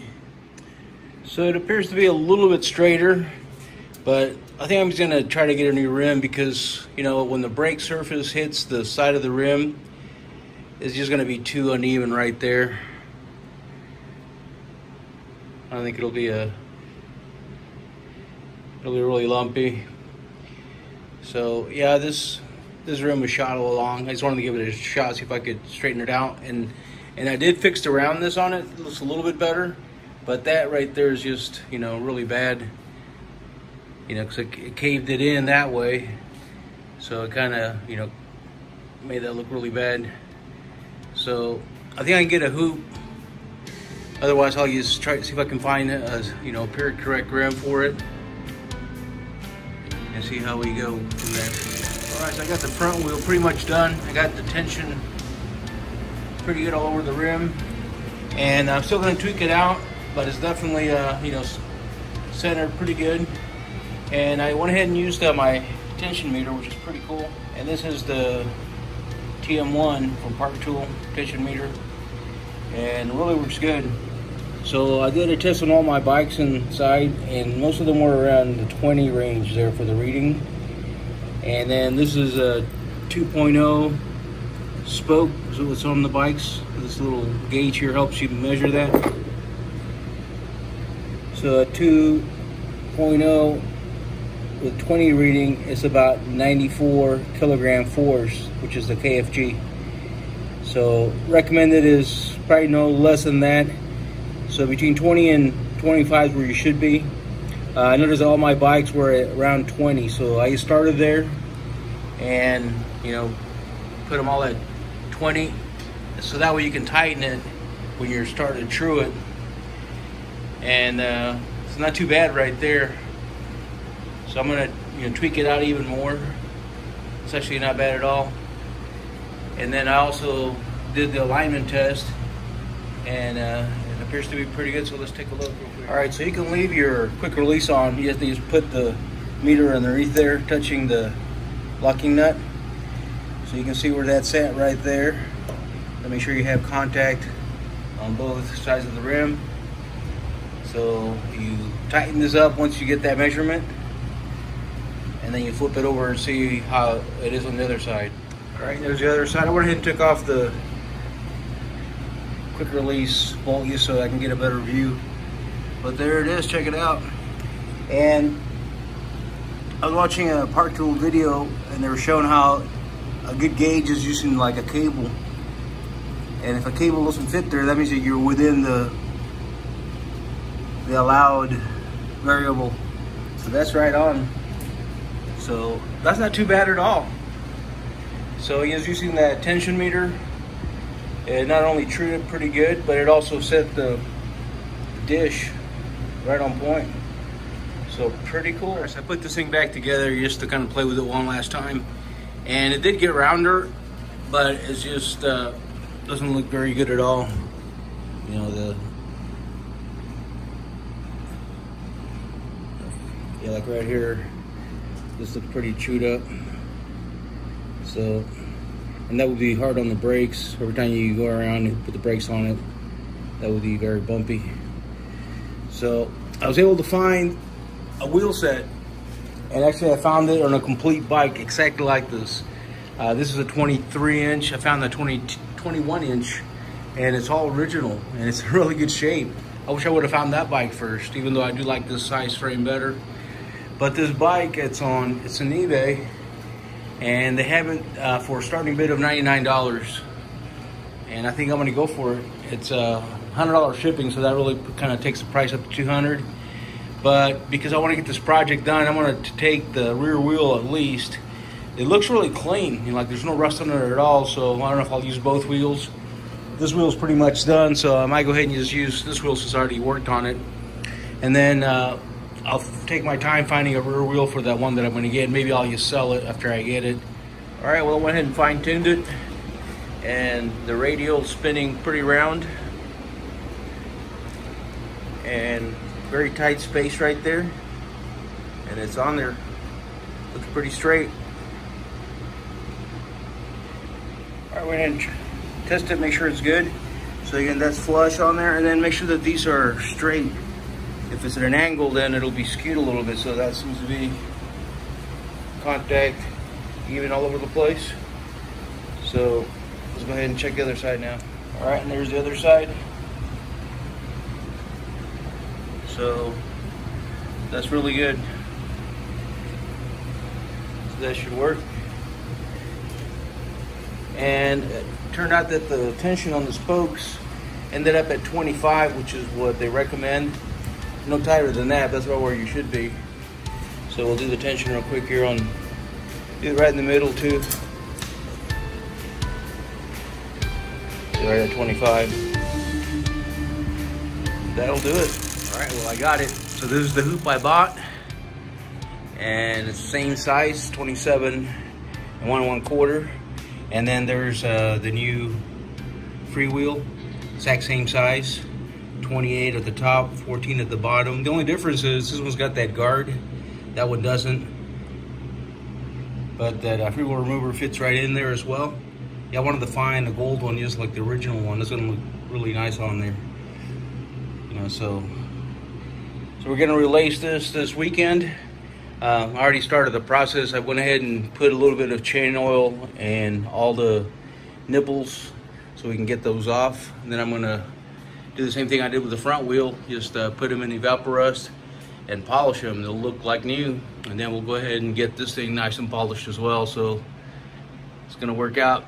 So it turns out the bike that I bought that was just like this one, except a 21-inch frame, I won the bid and got it and everything, and a few days later I asked the seller for my tracking number, and the guy gave me a refund. He decided not to sell it. He said he underestimated the shipping, which is crazy because it was like $100, and that's about how much it costs to ship these lightweight bikes. He said he underestimated by 200%, which would make it $300, and you can look on eBay any day, and shipping's always at, you know, anywhere from 80 to 125 at the most for, you know, heavier bikes. So I'm really disappointed that the guy backed out of the sale, because it made me you know, have to actually, because I was going to do this to this wheel anyway to put it on the new bike, but now plan B is going to come into effect, so it should be cool. And I did save a couple $100 by not getting that extra bike, but I kind of wanted it. But anyway, I'm going to go ahead and get started on this, and I can't wait to see this thing. I think everything turns awesome. So I got the spokes soaking in some evapor rust. They look pretty good already. I need to just wipe them down and then polish them. They'll look good as new. All right, so clean it out and it looks a little better. No more of that gunk all over the place. I need to polish it. And if you notice, it's kind of gritty. So it'll require a little bit of sandpaper to get that off of there. So this is what I typically use. I did use a little bit of 320 where it was really grungy and there was some alloy that was damaged that actually evens it out. Then I did P800, 1000, and 2000. All right, so it's nice and smooth. I'll go ahead and buff it and it should look better.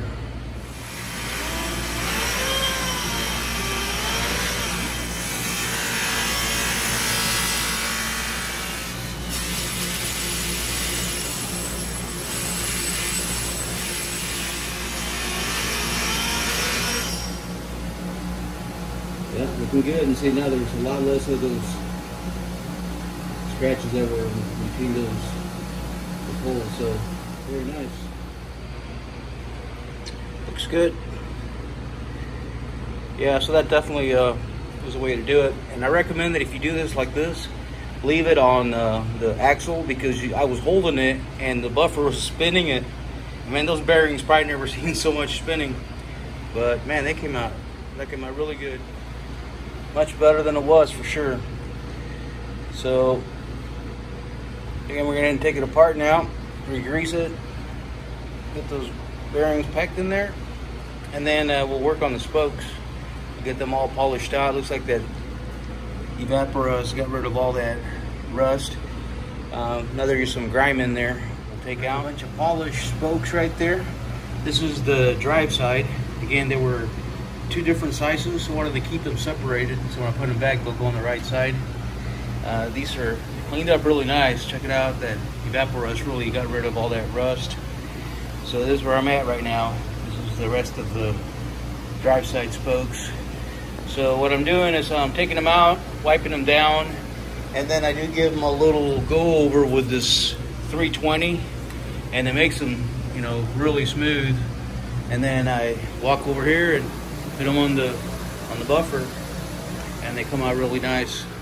So I went ahead and went through all 36 nipples and got them all polished out. And I got 18 of the spokes done. And I'll just let these sit overnight.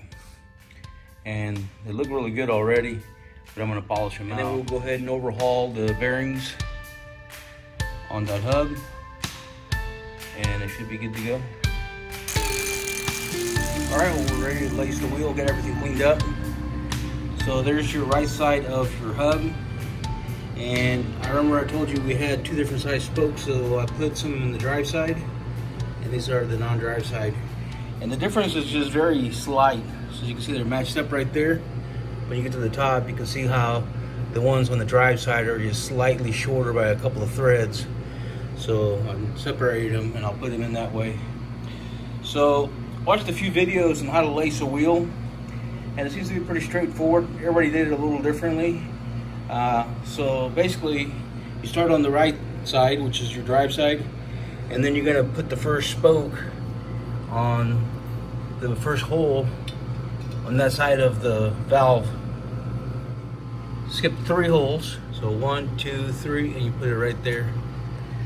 So I'm gonna go ahead and set this up, and then we'll start getting these on there. All right, so we're gonna drop the spokes this way, like that. So that way you're gonna see the spoke on that side, and then you're gonna skip every other hole. And I've seen people do the entire side, and then they start doing it. But I saw one that I thought was cool where they just did one at a time and seemed to keep them from, being in the way. So I think I'm gonna do it that way. So again, once you put the first 2 in, so that'll go right in there like that. And then you gotta have your nipples ready too as well. And then we'll go ahead and attach this over here on this side. So I'm gonna go ahead and move this.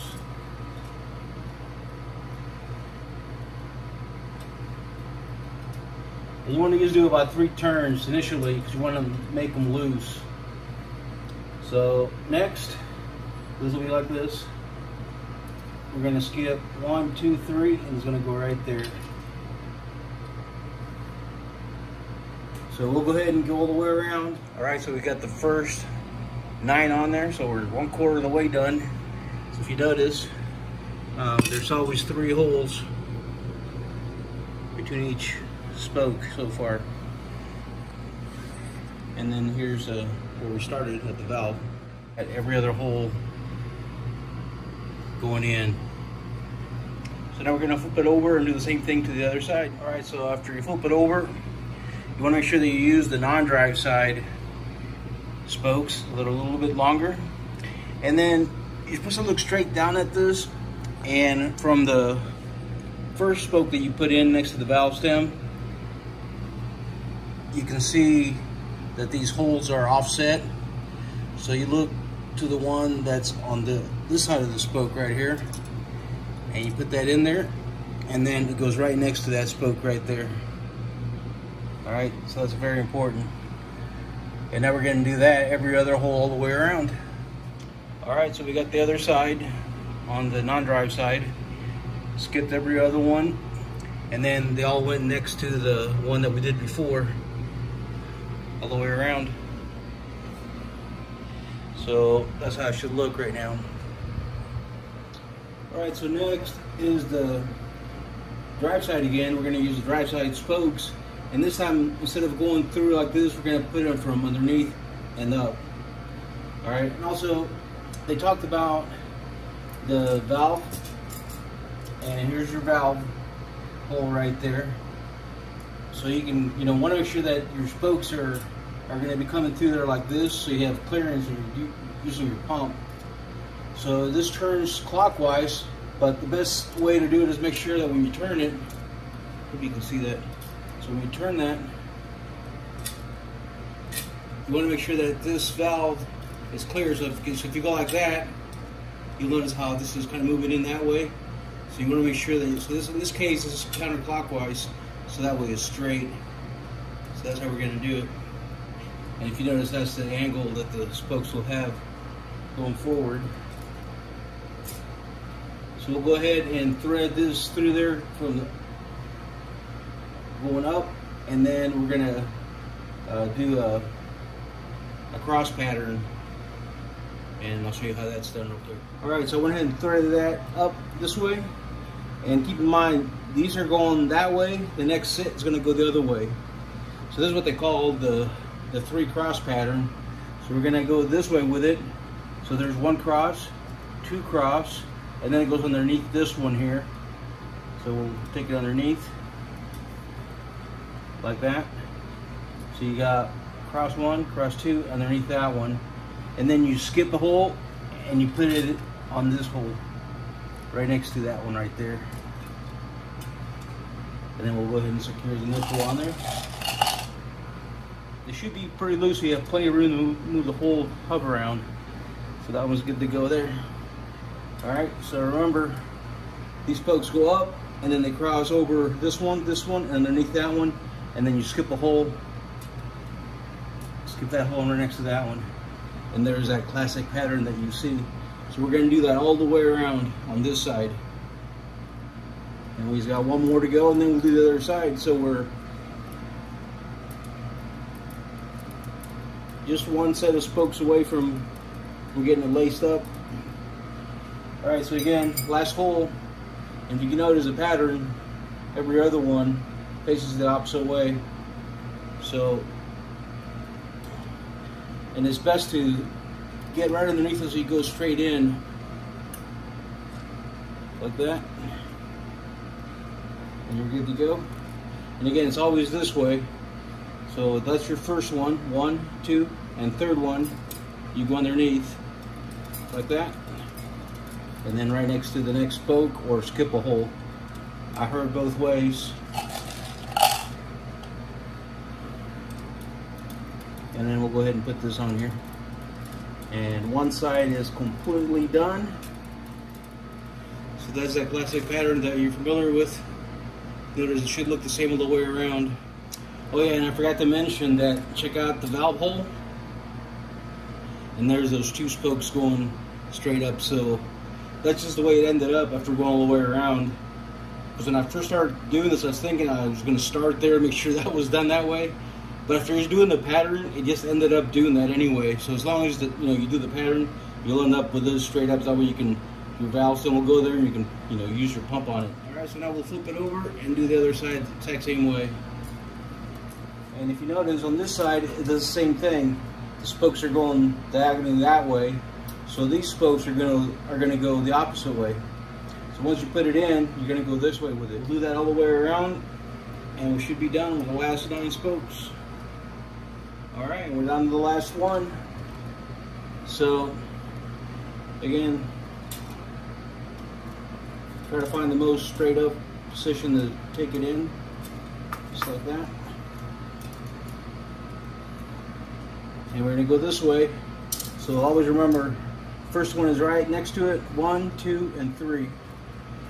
So that was actually the easy part, lacing it up, as long as you understand the pattern and can stay with it. The tougher part is going to be getting it trued up, but I got all the tools to do it. So I'll get this one truing stand, get the tension up to speed, and should be good to go. All right, so now we just got to true it up and get the tension on the spokes at the right tension. I went ahead and set all the spokes to 0. So just a couple of threads showing, and then I tighten them all up just to get them so that we're all kind of snug. And radial's good on it, and obviously this has to be trued out. You can see it back and forth, but I'll get to that tomorrow. So finally got the wheel put together. Now we'll just true it up and get the tension set up, and we should be good to go. All right, I think she's tweaked out pretty good. So went through and adjusted the spokes, tightened them, started at 20, and then got them probably as tight as 25 in that range there. So spinning really round as well. The radial's right on point, and that's really close right there. Those really close margins right there, and the spinning pretty straight within that range. So after truing the wheel initially, you want to check your dish.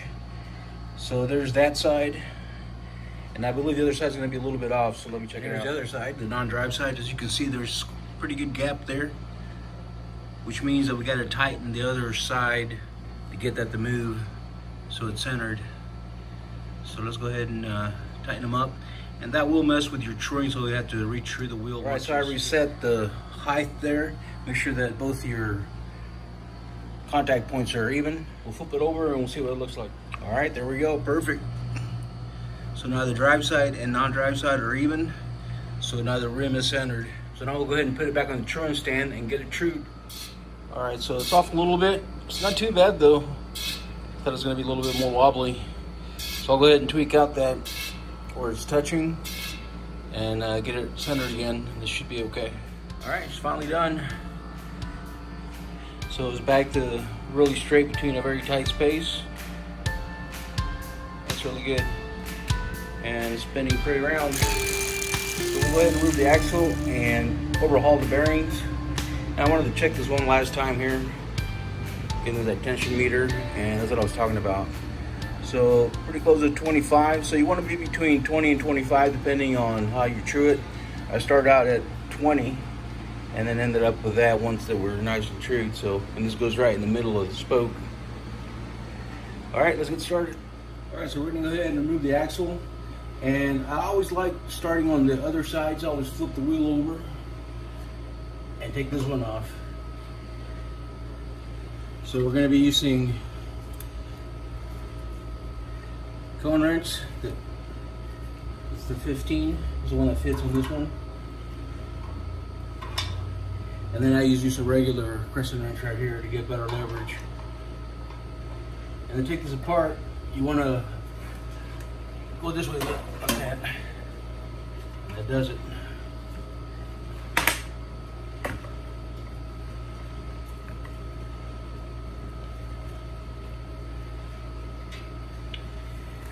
And I always start with a fresh batch of degreaser and paint thinner.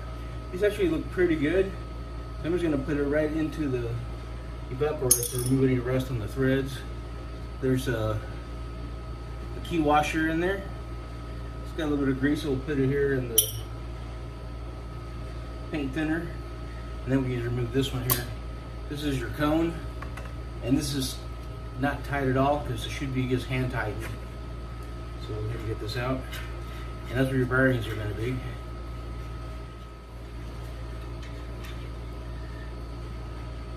Those races look pretty good. It looks like he's got some fairly fresh grease in it.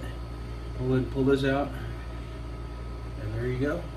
It looks like the original sticky grease that Schwinn used. It's kind of a whiskey colored, very thick, very sticky grease. So we'll let that sit in here and get some. And I would like to use the widest screwdriver that I have to give it good. There you go. I like to use it at different points to get it out. And again, these are really hard to find, so try not to damage those. That little bearings look okay in there. And there we go. So we'll be replacing these, but we'll put them in here just to degrease them.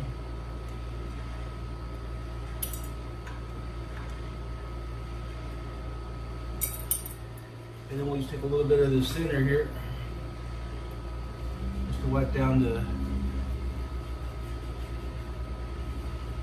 grease right off of there. And then we'll double check the races, make sure they're not damaged. They appear to be in great shape. And there you go, see? It looks pretty good. Now we'll do the same to the other side.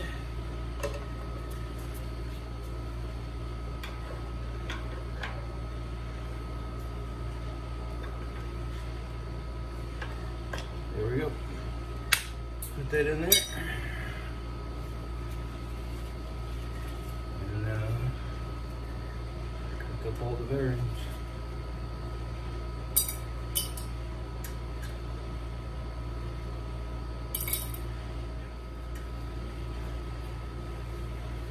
And I actually do this before I polish the rims, but in this case, I started out by taking this whole thing apart and relacing it.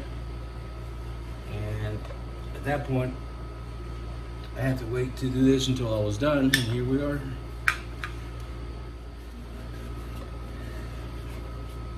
That's how it looks good as well. All right, so we're good to go. Let's go ahead and get some new bearings in there. All right, so it came out really good. Those races are in perfect condition. Came out really clean, both sides.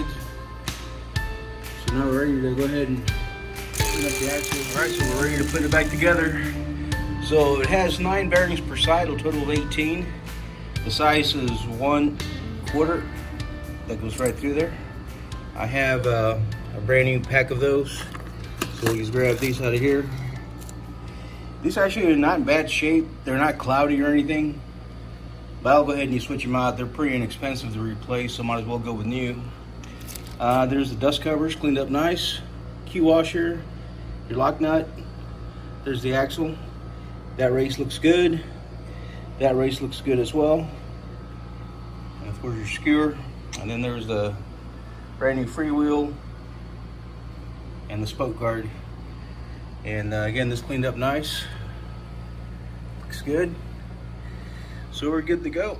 All right, so we went ahead and packed the bearings nice and even. And then we're gonna go ahead and put the dust cover on it. And then you just tap it down with a mallet.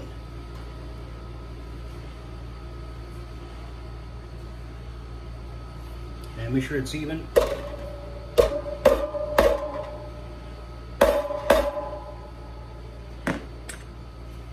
Perfect.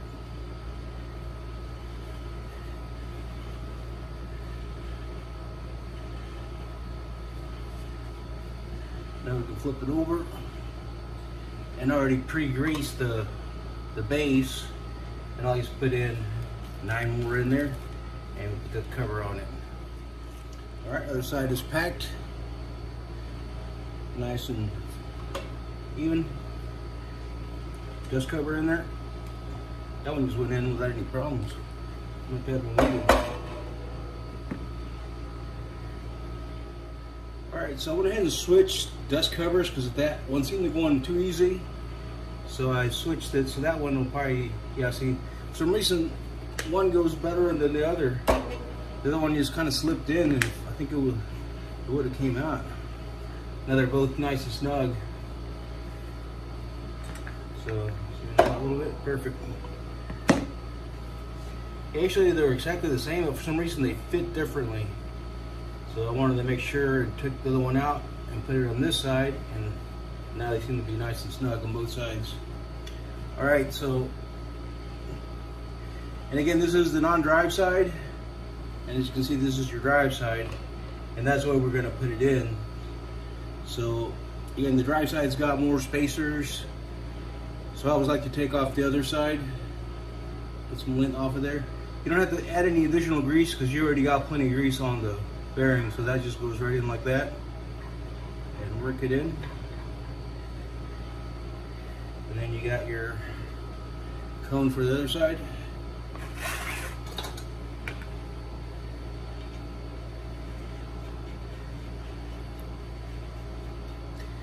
And this is where you want to make sure that you hand tighten it, but not too tight and not so loose that there's play.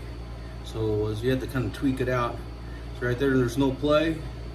That grease is definitely thick right now, so let's go ahead and give it a spin before we do anything else.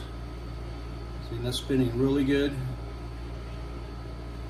When they're too tight, you can feel the bearings grinding. So that's doing, you know, that's spinning nicely. And then slight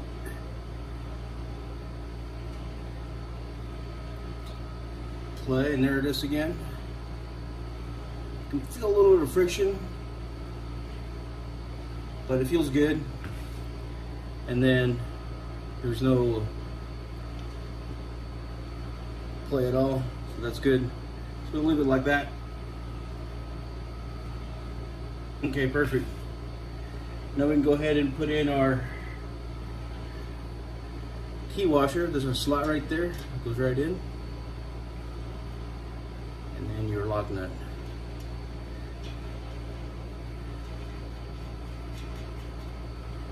All right, cool. Now we'll then put her down. It's over here. And remember when we took it off, we went like that to loosen it. Now we're gonna counter tighten. And I like to like grab hold of the spoke so I don't move this bottom one. Otherwise, you'll change your adjustment. And there it is. Make sure it's nice and snug. All right, perfect. Let's give it a test and see how she feels.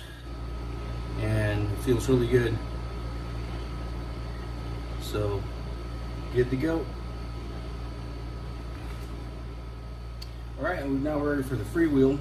First is the spoke protector, and make sure that you clean the back of this. This is the last opportunity you have to make it easy to clean. And that goes right there. And now the brand new freewheel. I'm excited about this one. And we do want to put a little bit of grease right here.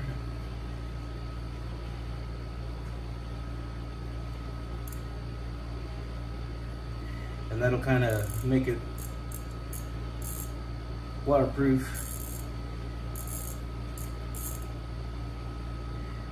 And we'll just drop that in there.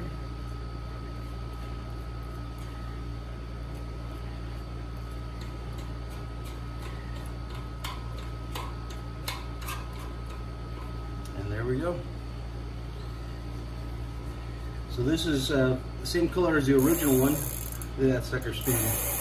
Yeah, the original one had a bunch of broken teeth, and this thing was barely turning, even though I would have taken it apart and, you know, worked on the bearings, but this is perfect. And this will tighten on its own, just because every time you pedal, you go this way, which means you're tightening it. But this is the tool that works for this particular Shimano freewheel. So this is the part tool, FR 1.2. It's different than the one that fits on all the other Schwinns. So no need to tighten it. So we'll just leave it, I guess, as is, because again, every time you pedal, you do that. So we're good. All right, rear wheel done. All right, we're almost there. So I always put the Canada K35 90 PSI wire bead tires, gum walls.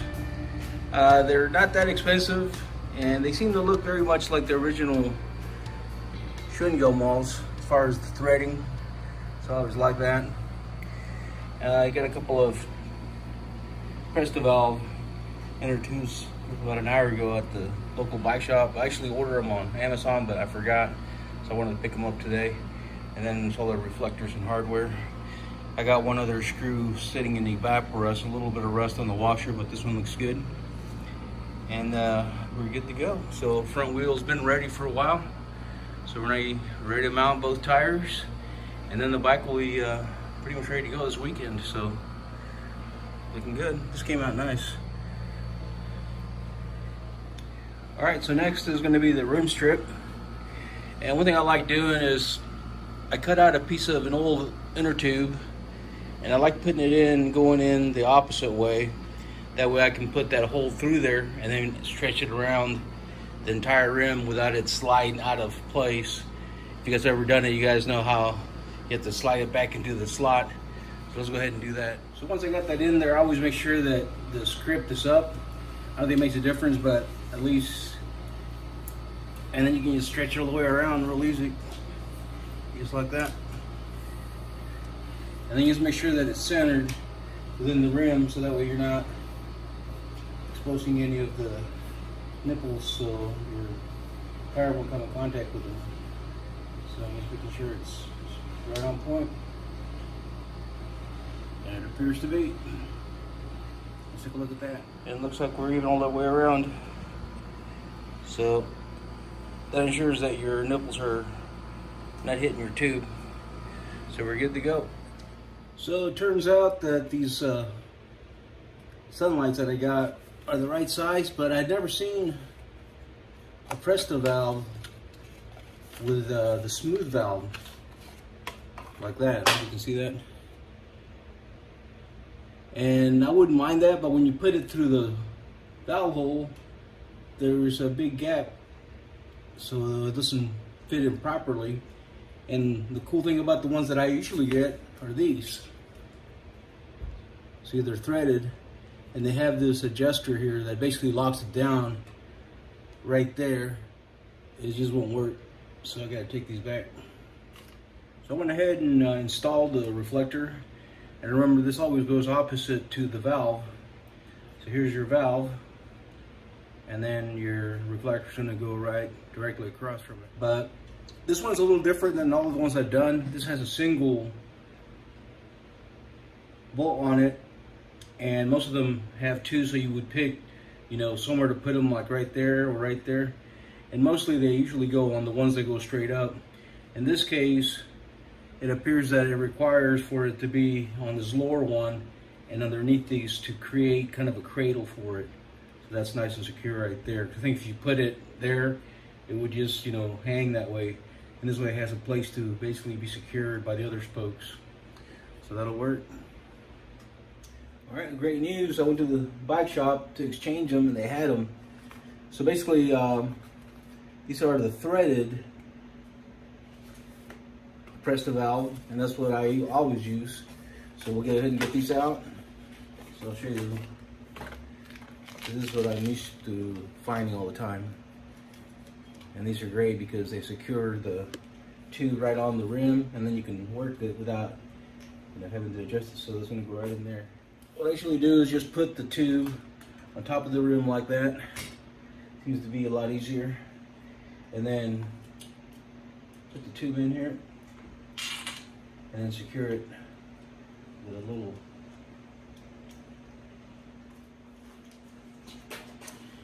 And one thing I like doing, I like finding the side that's got the red high pressure label on it. And I always put it right where the valve is. It's kind of like my reference point. So then we're going to go ahead and put in half the tire in around the rim, and then we'll go ahead and work the tube into it.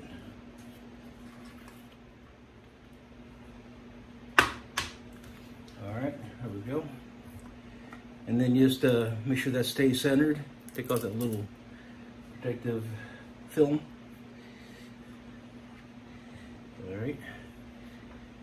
And now you can go ahead and tuck in the tire.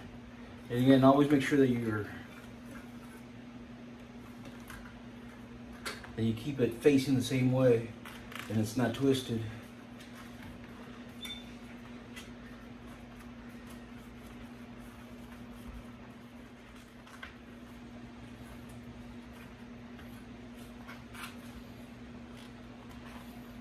Alright, perfect. And then once you're sure you got it all in there,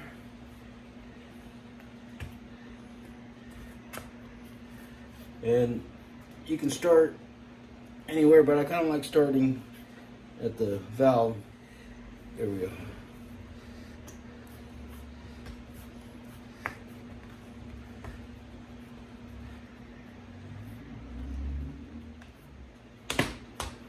All right, there we go. So we'll just loosen this a little bit and get the pump and put just a little bit of air just to give it a shape in there. All right, this should be enough just to kind of give it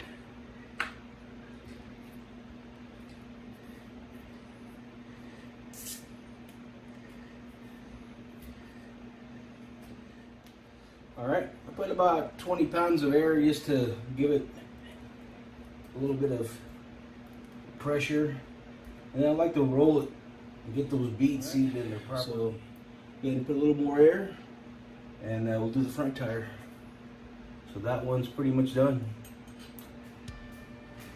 All right, so we're all done with the tires. Now we just got to go ahead and put the little springs on the quick release skewers and get it on the bike. All right, got the rear wheel on. Went on really nice. It's perfectly lined up on both stays.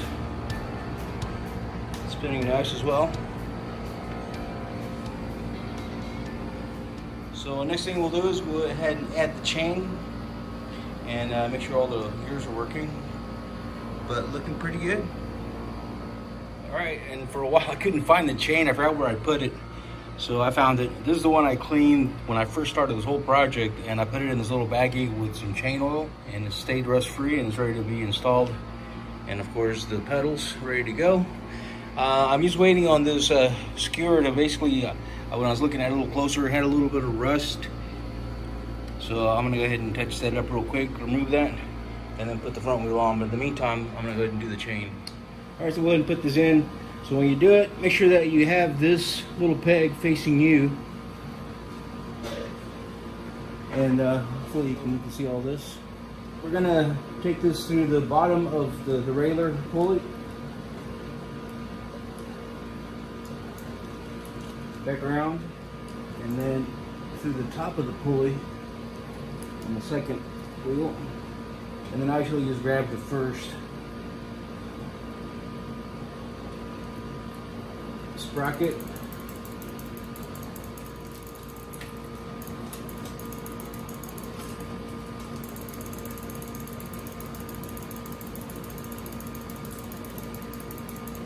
Then we're going to bring this together right here, line it up, and then use your paper clip to help you hold those legs together. And now you can go ahead and use your tool here to put that in.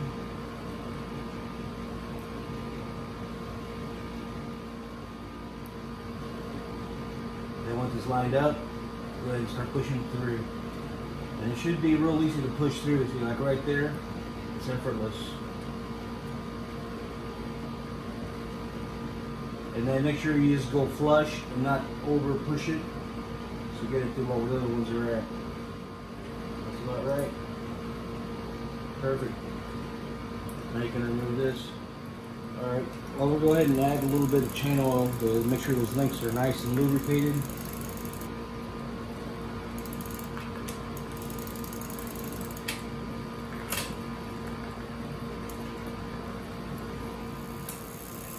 All right, so we went ahead and put a little bit more oil in it, and now it's going through the mechanism pretty smoothly.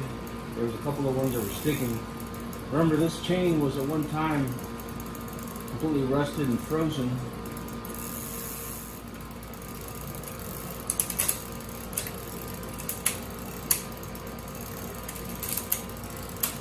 All right, getting through all the gears.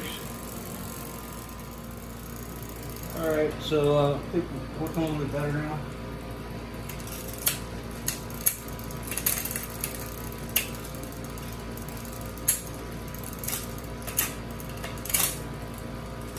So going through all gears now. Keep them all the way on.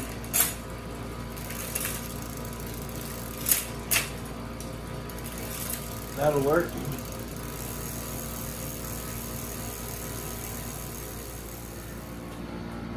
Right here's the front shifter.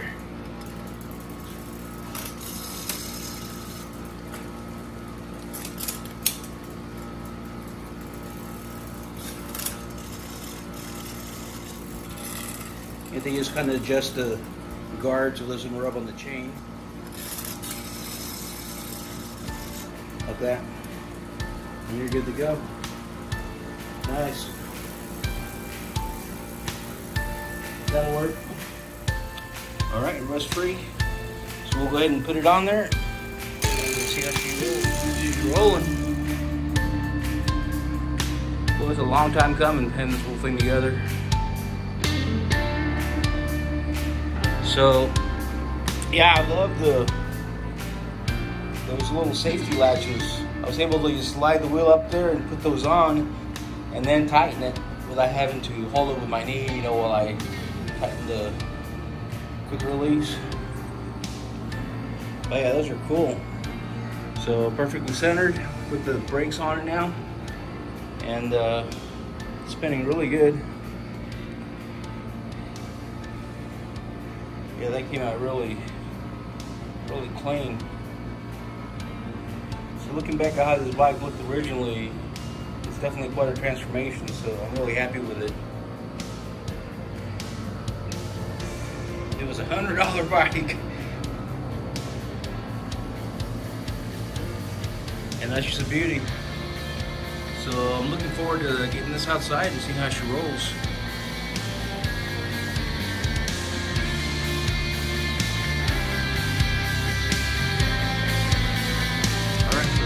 Much done. He's got to put the pedals on it, and then we'll put it down and do some additional adjustments, and then take it outside and take it for a ride, see how she rides. But yeah, I'm really happy how it came out.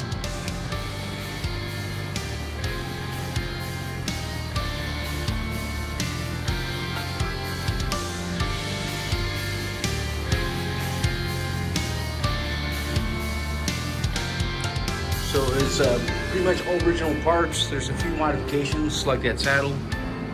I went ahead and put that on there. And then the hoop is not original. As you guys saw during the video, I had to replace it because the original rim was destroyed, as well as changing out the freewheel to a very similar one. But it's the original hub, original chain, original derailleurs, crankset, reflectors, front derailleur, and then the paint is very close to the original Silver Mist. It came out really good too, so I'm really happy with how that came out. Kind of a cool flake. All the decals are new and very authentic looking. I'm really happy with the decals. So this is exactly what I imagined this bike to look like once it was done, so I'm really happy with it. And I'm sure it's gonna ride just fine as well. Now this bike did come with the black bar tape, which looked good, and it originally came with the foam bar tape, but I thought the red would look really cool with all this red trim on it. and I do like the way it looks. All right, that'll work. Brakes are working. Run them back. Front.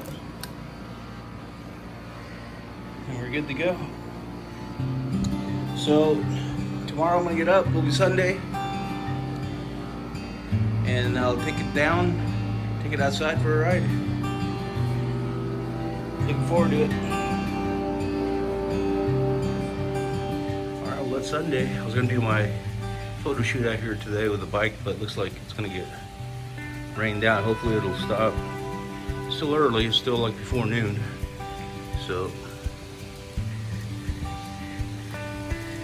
it's raining pretty good. All right, Thursday morning, much better. So finally get a chance to go out and shoot it now outside. And so I'm gonna go ahead and grab that bike.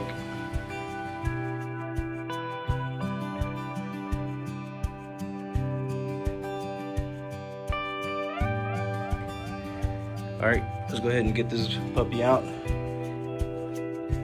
Just take for a spin and see how she does.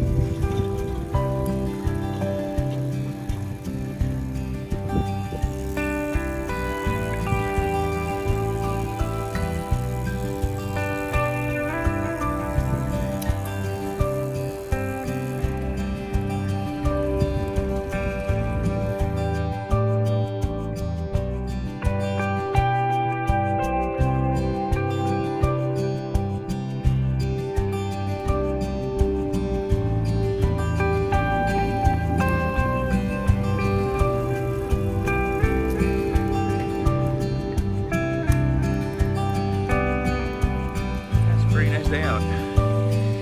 So we'll go ahead and shoot this thing before the sun comes out big time and it gets really hot.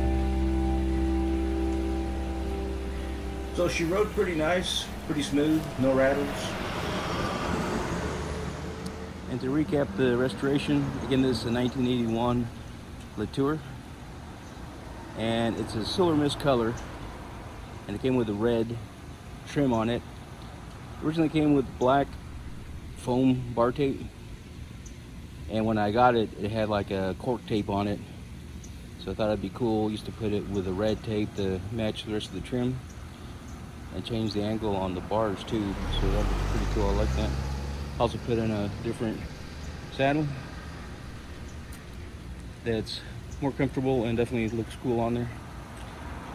So yeah, the bike was in pretty rough shape. It was well used when I got it. It was definitely rusty. The front fork was bent, so I replaced it. The rear rim was shot as well, so I replaced the hoop and kept the hub, and did have to switch out the freewheel because it was broken everywhere. A lot of teeth were gone, or at least broken in half. But other than that, everything else original. Oh yeah, I did upgrade the brakes to the red label Decals brakes, which are the same as the Schwinn Le Tour ones. They just have a different label on them. I thought that red would look cool on there. But it's got the original reflectors on it. They're the original dual position levers and brakes. New cables. It's a light gray as they came originally. Dual stick shifters are original, as well as the seat tube. And of course the rat trap pedals that cleaned up really nice. Those things were pretty rusty and they look really good now. Super Maxi crankset cleaned up nice. And the Altus group set with the front and rear, the railer are original as well. But anyway, there she is. Pretty happy with it. Repaint came out good. All the decals are nice. And it's another one that go into the collection. Alright guys, thanks for watching.